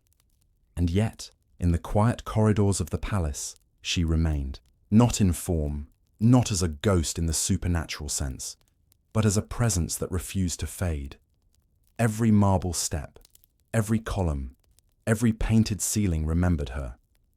The laughter that had once spilled from her chambers seemed to linger faintly, like perfume in the air, long after the woman who wore it was gone. Agrippina, for all her composure, felt it too. She had removed Messalina's likeness from public places, banned her name from court conversation, erased her memory from official record. And yet, she could not silence the echo.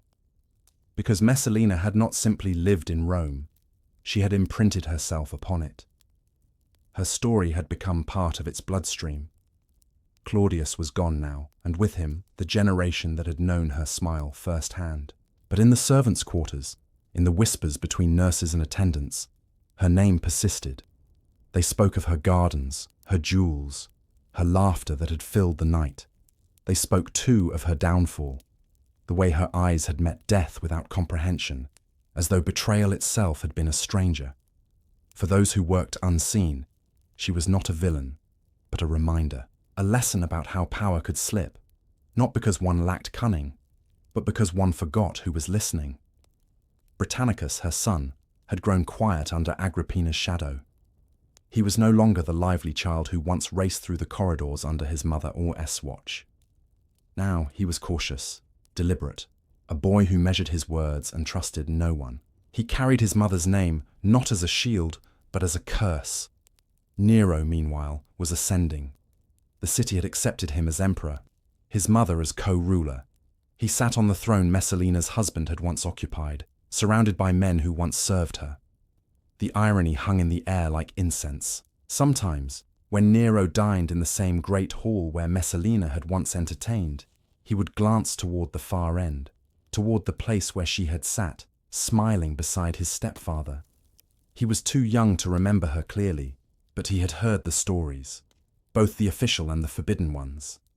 He had been told she was wicked, dangerous, shameful, but he had also heard the murmurs that contradicted the tale, that she had loved life too fiercely, that she had been too young, too unafraid, that her downfall had not been madness, but miscalculation.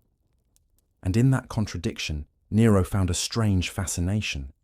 Perhaps he wondered whether he, too, would one day be remembered not as he was, but as others decided he had been.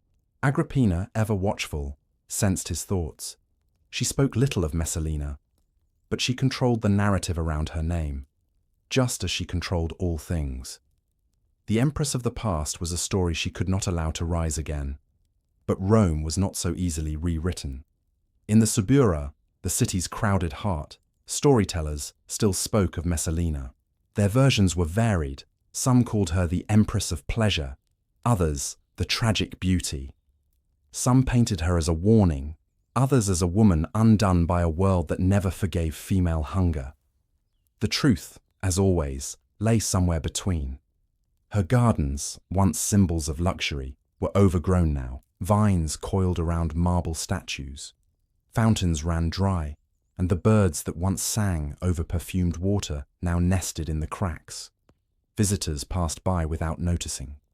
Only the oldest caretakers remembered who had built them.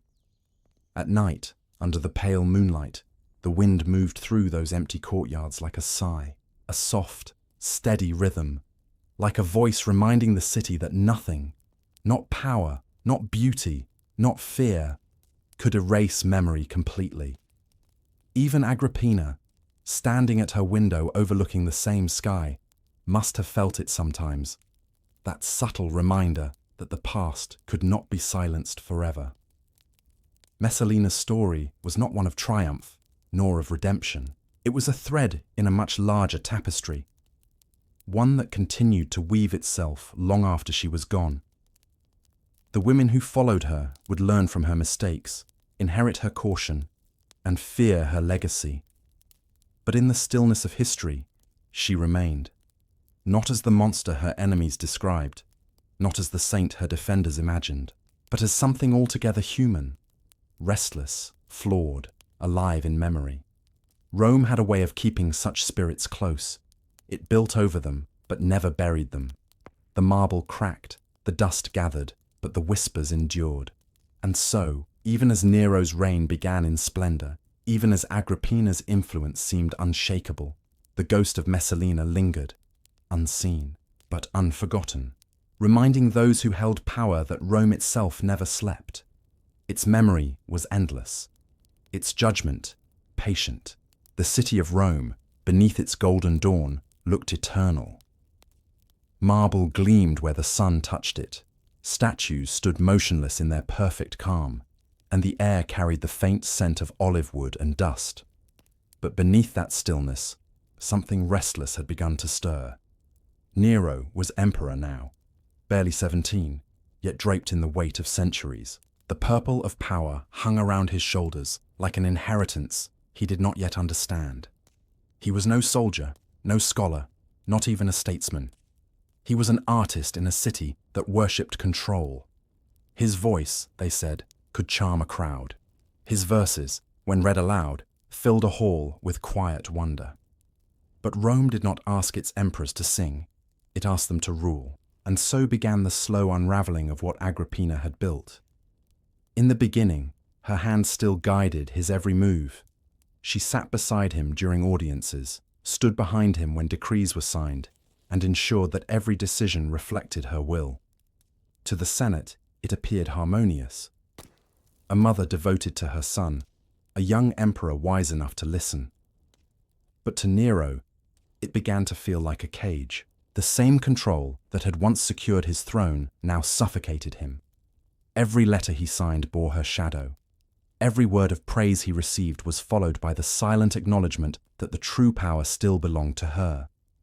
He began to resent the way she lingered at his shoulder, correcting his posture, finishing his sentences, reminding him of the image he must maintain. Agrippina ruled not through command, but through presence, and Nero could not escape her gaze. He found small freedoms in music, in poetry, in the company of those his mother disapproved of, flatterers, performers, men and women who treated him not as an emperor, but as a young man hungry for indulgence. In their laughter, he felt alive. In their praise, he felt seen. And Agrippina, watching from the marble steps of the palace, felt her control begin to slip. She had believed she could shape him as she wished, that power passed like inheritance, steady and obedient. But she had forgotten that emperors, even the youngest, learned quickly how intoxicating disobedience could be. The city noticed the change. Nero's public appearances grew grander, his speeches more personal. He began to speak not of law or duty, but of art, of beauty, of the theatre. He built grand stages, invited crowds, and sang before them, a thing no emperor before him had dared to do. Some applauded. Others whispered that Rome was losing its dignity, but Nero did not care. He had discovered something far more thrilling than approval, the sound of thousands of voices calling his name. And yet, even as he performed, even as torches flickered against the night sky and music filled the air, another flame smoldered quietly, the one between him and Agrippina. Their quarrels grew sharper, their silences longer. At first, it was over small things, whom he should trust, whom he should love. Then it deepened, reaching into matters of state. She began to appear less often in public by his side. Her supporters in the Senate were quietly replaced. The portraits of her, once displayed in halls of power, began to disappear. Agrippina understood what was happening, and in her understanding came fury. Not loud, but cold, deliberate. She had built Nero's reign with her own hands, molded it from intrigue and patience, And now, the creation was turning against the creator. She began to gather her own circle again. Senators, generals, old allies from Claudius's time, speaking softly of her concern for the empire, her worry that the boy emperor was losing his way. Nero heard whispers of these meetings, and his fear deepened. He was no longer the obedient son. He was a ruler threatened by the very woman who had made him. He imagined her watching from the shadows, waiting to reclaim what she had lost. In that fear, Rome trembled again. The city had seen this pattern before. Love curdling into suspicion, loyalty turning to rivalry. The empire, vast as it was, could never contain two rulers. And so, history began to move toward another quiet inevitability. The same walls that had heard Messalina's laughter now listened to the strained silence between mother and son. The same marble that had witnessed Claudius's fall would soon bear witness to another, one born not of passion, but of pride. Nero's eyes turned hard, his voice colder. Agrippina's presence became unbearable. He began to imagine the empire without her, the air lighter, the throne truly his. And Agrippina, for all her wisdom, for all her experience, must have known what was coming. Perhaps she thought she could still outwit him, as she had outwitted so many before. Perhaps she underestimated how deeply fear could take root in a heart that had known her shadow too long. Outside, the city continued its endless rhythm. Chariots in the streets, traders at the markets, children chasing each other through narrow alleys. Rome always carried on, indifferent to the shifting power above it. But in the palace, something irreversible had begun. The fire of power, that ancient consuming flame, had passed again from one hand to another. It had burned Messalina. It had burned Claudius. And now it had reached Agrippina and her son. In the end, Rome would remember them all, not as individuals, but as reflections of the same story: ambition, fear, the quiet hunger that moved beneath every crown. And as Nero stood at his balcony that night, the city stretched before him like a living thing, glittering under torchlight, eternal and unfeeling. He whispered a vow, not of glory, but of freedom. Freedom from her. The inheritance of fire was his now. Night had fallen over the Bay of Baiae, a place where the sea whispered softly against marble villas, and the air smelled faintly of salt and myrtle. It was here, far from the noise of Rome, that Agrippina found herself retreating, or perhaps being quietly moved aside. The Empress Mother, once the most powerful woman in the empire, now existed in a strange twilight between reverence and exile. Her villa stood upon a cliff, overlooking the calm, dark water. To those who served her, she still commanded respect. Her words were measured, her posture regal. But behind the poise, she felt it. The thin, invisible edge of danger drawing nearer with every passing day. Nero had grown distant. His letters were short, his tone formal. He no longer sought her counsel. His visits, once daily, had become rare, and when they did occur, they were strained performances of filial duty. She understood. The boy she had raised, the one she had protected, crowned, and guided, had outgrown her. And worse, he had learned from her. He had inherited not just her ambition, but her precision. Rumors reached her through careful whispers. Nero had begun to question her loyalty. He suspected her of plotting against him, of stirring the Senate, of reminding others that it was she, not he, who had made Rome's emperor. Agrippina, who had always seen the end of others long before they saw it themselves, recognized her own beginning of the end. Yet even then, she did not run. Perhaps it was pride. Perhaps it was inevitability. She had spent her life weaving the threads of destiny. Now she would not struggle against the pattern she herself had set. And so she waited.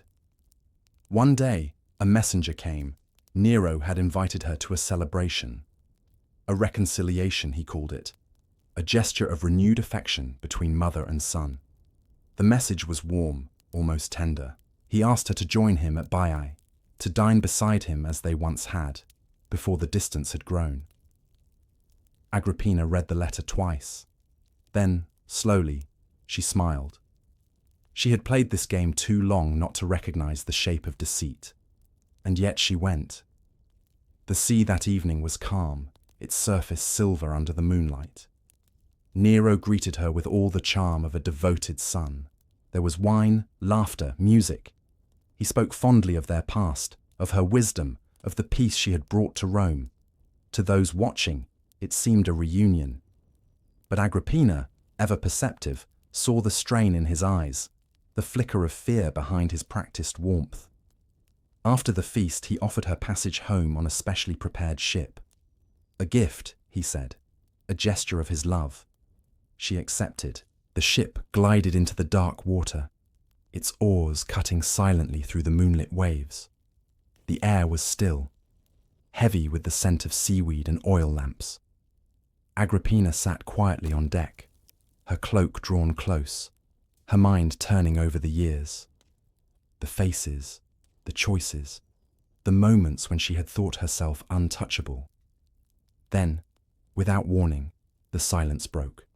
A groan of wood, a sharp crack, the deck tilted beneath her feet. Panic erupted, shouts, splashing, the sudden realization that the ship was collapsing. The hull had been designed to fail, sabotaged from within. Agrippina understood instantly. Some of her attendants fell into the sea.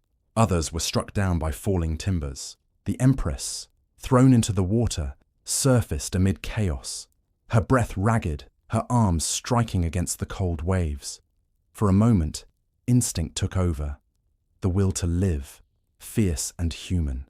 She swam, guided by the faint glimmer of torches along the distant shore, and somehow impossibly she reached land. She, soaked, shivering, her arm bleeding from a splintered beam, she was pulled from the surf by fishermen who recognized her in the darkness. They carried her to her villa, where she refused to show weakness. She ordered dry clothes, spoke calmly to her servants, and sent a messenger to Nero. "Tell my son," she said, "that I have survived the accident. I am well." Those words, steady, unbroken, sealed her fate. When Nero heard them, he was seized by panic. The plan had failed, and now his mother lived, and knew. His imagination, always vivid, filled with the vision of her returning to Rome, calling senators to her side, exposing his treachery. He could not allow it. Before dawn, a group of soldiers arrived at her villa. They carried no banners, only silence. Agrippina greeted them without fear. She dismissed her servants, straightened her robe, and stood before them. She did not plead. She did not resist. "Do you come for me?" she asked. One of them nodded. She looked toward the dark horizon, where the first hint of light touched the sea. For a moment, her face softened, not with sorrow, but with something like weary understanding. "Strike here," she said, touching her chest, "if it is my son who sent you." And so the mother of Nero, the builder of emperors, fell by the order of her own blood. The empire awoke to the news, shrouded in confusion. The official statement spoke of an assassination attempt, of tragedy, of a mother lost in an accident. Few believed it, but few dared to question it aloud. Rome, as always, continued. The markets opened. The Senate met. The sea washed against the shore as if nothing had changed. But within the marble halls, the air grew heavier. Nero had gained freedom. Yet with it came something darker. The shadow of his mother did not vanish. It followed him, silent and unrelenting, in every corridor, in every whisper. For power, once taken by blood, never lets go without leaving a mark. And somewhere in the vast sleeping city, the ghosts of Messalina and Agrippina seemed to linger together. Two women bound not by affection, but by fate. Their empires of desire and control had ended the same way, in silence. And Rome, eternal, indifferent, simply turned the page. Rome, once ruled by whispers of women in shadowed corridors, now stood eerily still. The palace that had echoed with the laughter, schemes, and soft diplomacy of Messalina and Agrippina had grown cold. its marble walls reflecting only the voice of a single man.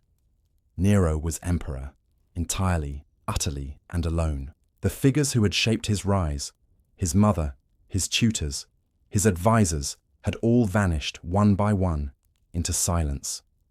In their place was emptiness, the kind that hums quietly in great halls and long corridors when no one dares to speak too loud.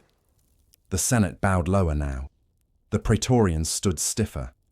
Even the musicians played softer in Nero's presence. For all his youth and charm, something in his gaze had changed. Something that spoke not of freedom, but of unease.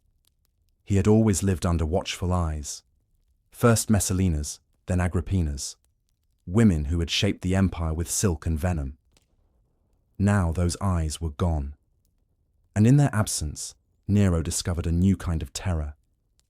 The vastness of unchecked power. At first, he revelled in it. There were games, banquets, and endless nights of music.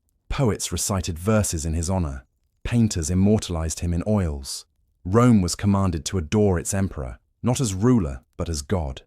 He built theaters where he performed himself, stepping onto the stage in golden robes, his voice trembling with emotion as he sang of heroes and gods. The audience, senators, generals, noblewomen, clapped until their hands burned, not daring to show less than devotion. But the applause never reached him. It bounced off the walls and fell flat at his feet. Nero began to feel it then, the quiet that follows every performance, the emptiness between every cheer. Power, he learned, was not love, and admiration, when forced, has no warmth. He would walk the palace gardens at night, the torchlight flickering against statues of past emperors. Sometimes he would stop before the bust of his mother. The sculptor had captured her perfectly. The tilt of her head, the calm in her gaze. He would stare for a long time, saying nothing. Some nights he would speak to her, softly, almost tenderly. "Are you proud now, mother?" The wind would stir the olive trees, and in their whisper he thought he heard her answer, not in words, but in the weight of his guilt. Rome, meanwhile, felt the shift. Without its imperial matron, without that subtle guiding hand, the empire began to unravel at its edges. The court became a stage for flattery and fear. Ministers plotted in corners, freedmen whispered in corridors, and the praetorians, once loyal to the throne, began to listen to the sound of gold more than duty. In the villas of the elite, people spoke of the age of women as though it were a dream long past. Messalina, Agrippina, Livia, all gone. Their names were spoken with both awe and disdain, as if Rome could not decide whether to condemn or mourn them. But in truth, the empire missed them. Without its mothers, Rome had lost its conscience and its restraint. Nero's reign grew darker, stranger. His pleasures became cruelties.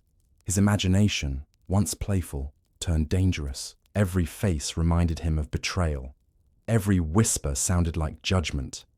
He ordered new statues of himself, larger, brighter, more divine, as if he could outshine the ghosts that haunted his nights. But no monument could quiet the memory of a mother's voice saying his name, or the echo of her final words. The empire continued, outwardly strong, but within it had begun to decay. The moral fabric that had once been held, however thinly by the ambition of women, now frayed under the weight of fear. And so Rome drifted, beautiful, powerful, and hollow, like a great body without a heart. The torches burned through the night in Nero's palace, illuminating frescoes of gods and heroes. But in the glow, there were shadows that never left. The empire had gained an emperor, but it had lost its soul. The air above Rome shimmered in the heat of summer, thick with the smell of smoke and spice, and the hum of too many voices. It was the year 64 of the Common Era, and the eternal city seemed for once too alive, as if it were breathing too fast. Nero, now deep into his reign, had come to see the city as his stage. He loved its chaos, its clamour, its endless capacity to admire, but in his heart he wanted more. Rome, to him, was not beautiful enough, too old, too tangled, too full of the memories of others. He dreamed of a new city, a creation of light and marble, music and order. He called it Neuropolis, though only in secret then. And so, when the first flames licked the wooden stalls near the Circus Maximus, some said it was accident, others, destiny. No one could be sure how it began. A spark in a shop, a candle overturned, a kitchen fire. But once the flames caught, Rome's old bones gave way quickly. The narrow streets, the timber homes, the overhanging balconies, all became kindling for a fire that spread faster than the wind could carry it. The night glowed red, roofs collapsed, marble cracked.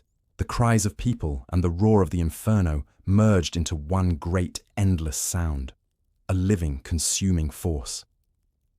From the Palatine Hill, Nero stood watching. Some said he was horrified, others swore he was entranced. There were tales, told and retold, that he took up his lyre and sang as the city burned, his voice rising over the crackle of flame. It may not be true, but what matters in Rome was never truth. It was memory, shaped by rumor. And in memory, Nero became the man who played while his empire turned to ash. For 6 days and 7 nights, the fire raged. Temples fell. Statues melted. The gods themselves seemed to flee their shrines. Only the great aqueducts, carved from stone and stubbornness, stood untouched, silent witnesses to the fall of a city that had once thought itself eternal. When at last the fire died, Rome was unrecognizable. The skyline had changed. The smell of smoke lingered for weeks. People wandered among the ruins, their eyes hollow, clutching what little they had saved. A clay cup, a bronze coin, a single loaf of bread turned black at the edges.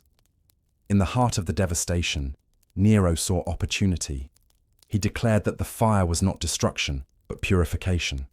The old, he said, must make way for the new, and from the ashes, Rome would rise, grander, nobler, divine. He ordered the construction of the Domus Aurea, the Golden House, a palace so vast it seemed to devour the city itself. Gardens, fountains, lakes, gilded halls, an empire within walls. At its center stood a colossal statue of Nero, taller than any temple, its face turned toward the heavens. To the weary citizens rebuilding their homes, it felt like mockery. To Nero, it was art. But art could not calm the anger. The people began to whisper. The Senate began to stir. And so, Nero searched for someone to blame. The Christians, small, quiet, and strange, became his scapegoats. They were accused of setting the fire, of hating Rome, of defying the gods. Nero ordered their punishment. Some were burned alive, others thrown to beasts. The arenas that had once celebrated victory now became theaters of pain. The emperor, watching from his marble seat, told himself it was justice. But deep down, perhaps, he knew it was fear. For the fire had not only consumed the city, it had consumed something in him. The golden boy who once sang for beauty now ruled through ruin. The applause he once craved had turned into silence. And in that silence, his mind began to twist inward. Rome rebuilt itself slowly. New walls rose where the old had fallen. Streets widened. Temples shone again under the Mediterranean sun. But a faint layer of soot clung to everything. A quiet reminder of what had burned. And in the evenings, when the breeze carried the faint smell of smoke from distant hearths, some Romans would pause and wonder, had their emperor lit the fire? Or had he simply watched, unable to look away, as the city mirrored the flames already burning inside him? The question was never answered. But from that night onward, Nero was no longer merely the artist, nor the golden child of Rome. He had become something else entirely. A man bound to the fire that had given him both power and curse. The golden house of Nero, Domus Aurea, rose from the ashes like a dream half remembered, half nightmare. It was unlike anything Rome had ever seen. By day, its walls gleamed with gold leaf that caught the sun and scattered it like liquid light. By night, the oil lamps set in crystal holders made the halls glow softly, as if the palace itself were breathing. The ceilings shimmered with mosaics of ivory and mother of pearl. Water flowed through marble channels. Fragrant air drifted in from secret gardens. But for all its splendor, it was eerily silent. Nero had built a home for gods, but none had come to live there. He would wander its corridors at twilight, his footsteps echoing softly on marble floors. Every sound returned to him doubled. His voice, his breath, the faint rustle of his robes. He would pause by the reflecting pools, watching the rippling image of his own face. Sometimes he smiled. Sometimes he didn't recognize it. The courtiers followed him, always a few steps behind. They laughed when he laughed, gasped when he sighed, and applauded at every word. Yet when he turned, they froze, their faces masks of obedience. Nero noticed, and he began to prefer silence. The Golden House had become his refuge, but also his prison. Beyond its gilded gates, Rome murmured with unrest. The fire, the taxes, the executions, all had left scars deeper than any architect could rebuild. And though the city's streets were now wider, its heart had narrowed. Inside, Nero filled the emptiness with spectacle. He hosted feasts that lasted from sunset to sunrise. Guests reclined on couches of silver, while servants poured wine tinted with crushed gems. Musicians played, dancers moved like shadows, poets recited verses praising his divine voice. And always he performed. He sang of Orpheus, of Apollo, of the god who brought art and ruin alike. His fingers traced the strings of his lyre, trembling not with fear, but with longing, longing to be adored, to be remembered, to be something more than mortal. When he finished, the silence that followed was unbearable. Once, he stopped mid-performance and stared into the crowd. "Do you love me?" he asked, his voice soft, almost childlike. The audience erupted in applause, their cheers loud and practiced. But Nero only smiled faintly and looked away. He had learned by now that applause was not love. It was survival. At night, when the banquets ended and the guests departed, Nero walked alone through the gardens. The moonlight pooled across the marble paths. The fountains whispered. Somewhere, a peacock cried. He began to see faces in the shadows, not of gods, but of ghosts. The faces of those who had once ruled his world, his mother Agrippina, his stepfather Claudius, even the long-dead Messalina, seemed to drift through his halls. He would feel their presence, soft as breath, just beyond sight. Sometimes he thought he heard Agrippina's voice, gentle and cutting as ever. "You built yourself a temple," she whispered, "but who will pray to you when the flame dies?" He would answer no one. Instead, he would order more gold, more marble, more music, as if beauty could drown the echoes of guilt. But the more he built, the emptier the palace became. The laughter of the living faded, the shadows of the dead grew stronger. Even his loyal servants began to fear the house. They whispered that the gods had cursed it, that every hall was haunted by the souls of those who died in the fire, that the marble eyes of the statues watched Nero as he passed. One night, when the city outside lay quiet under the stars, Nero dreamt of the fire again. He saw Rome burning, not in horror, but in color, gold and crimson and black. He saw himself standing amid the flames, arms raised, smiling. When he awoke, his hands were trembling. He walked to the balcony that overlooked the gardens. The horizon was pale with dawn. Birds began to stir in the olive trees. And for a moment, the city seemed calm, its roofs catching the first light like embers cooling after a long night. But peace, Nero knew, was an illusion. Beneath the stillness, Rome was restless. The senators plotted, the soldiers grumbled, the people whispered. Even the gods, it seemed, had turned their faces away. The golden house glittered beneath the rising sun, magnificent, impossible, hollow. And Nero stood within it, more emperor than ever, yet lonelier than any man alive. In the distance, the faint toll of a temple bell drifted through the air. It sounded like a question, though no one in Rome could answer it anymore. Was this beauty or ruin? And could an empire so gilded on the outside survive the emptiness within? The sun still rose over Rome, but the light that touched the city seemed thinner now, like warmth struggling to reach a place it no longer recognized. The empire was still vast, its banners flying from Britannia to Syria, but its heart, seated on the Palatine Hill, had begun to falter. Inside the gilded walls of the Domus Aurea, Nero sat alone more often than he performed. The lyre rested untouched. The gardens, once alive with song and laughter, lay silent, but for the whisper of the fountains.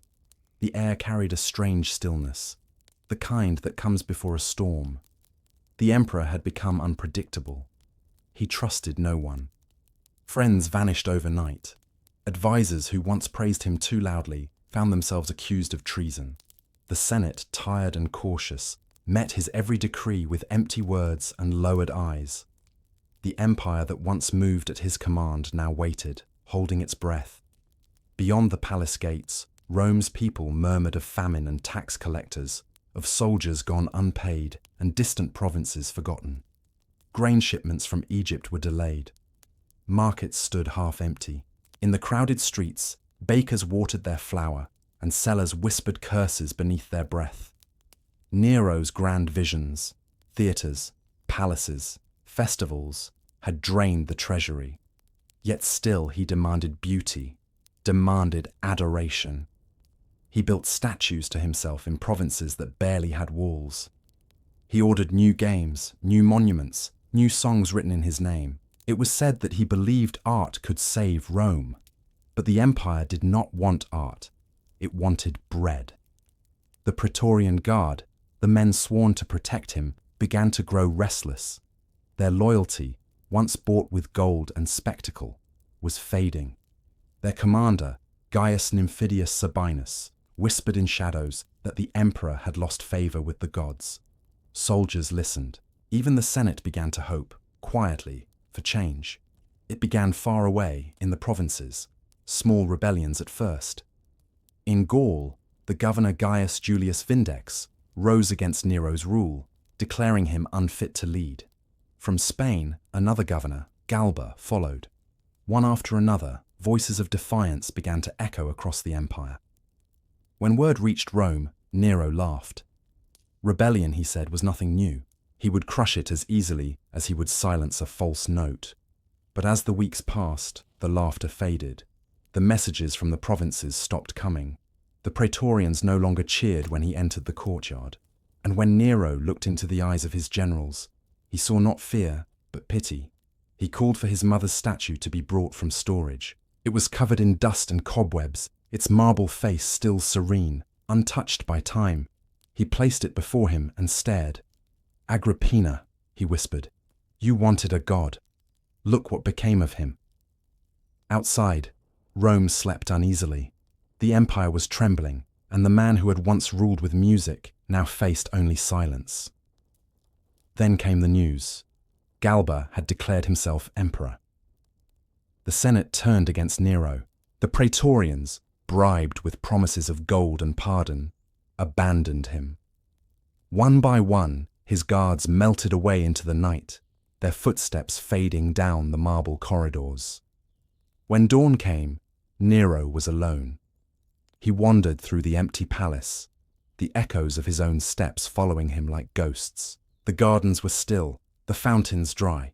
In the distance, the city stirred, but it was not his anymore. He called for a servant. None came. He called for his horse, for a carriage, for someone, anyone, to stand beside him.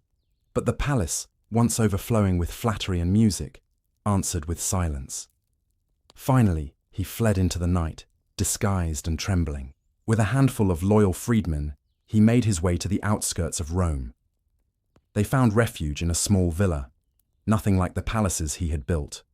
There were no gold ceilings, no polished marble floors, only cold walls, a single lamp, and the faint sound of wind in the trees. There, he asked one question, again and again. Is there still any loyalty left in Rome? The freedmen said nothing. They knew the answer. By morning, the Senate had declared him a public enemy. Soldiers were on their way. There would be no trial, no forgiveness, only death. Nero looked at the small knife in his hand. His fingers trembled. "What an artist dies in me," he murmured, the final words of a man who had built a world of sound and fire and could no longer bear its silence. And as the sun rose over the city, Rome awoke to a world without Nero. In the distance, the golden palace gleamed, its empty halls already beginning to gather dust. The empire moved on. It always did. But the ghosts of the golden house remained. For years afterward, people swore they could still hear faint music drifting from beneath the ruins, notes of a lyre, soft as breath, fading into the night. Was it memory? Or something more? A whisper of a man who could never quite leave the stage he had built for himself. Morning came quietly over Rome, as if the city itself wished not to wake too soon. The air hung heavy with the memory of smoke, though the fires had long gone out. The Palatine Hill, once the centre of splendour, now stood empty.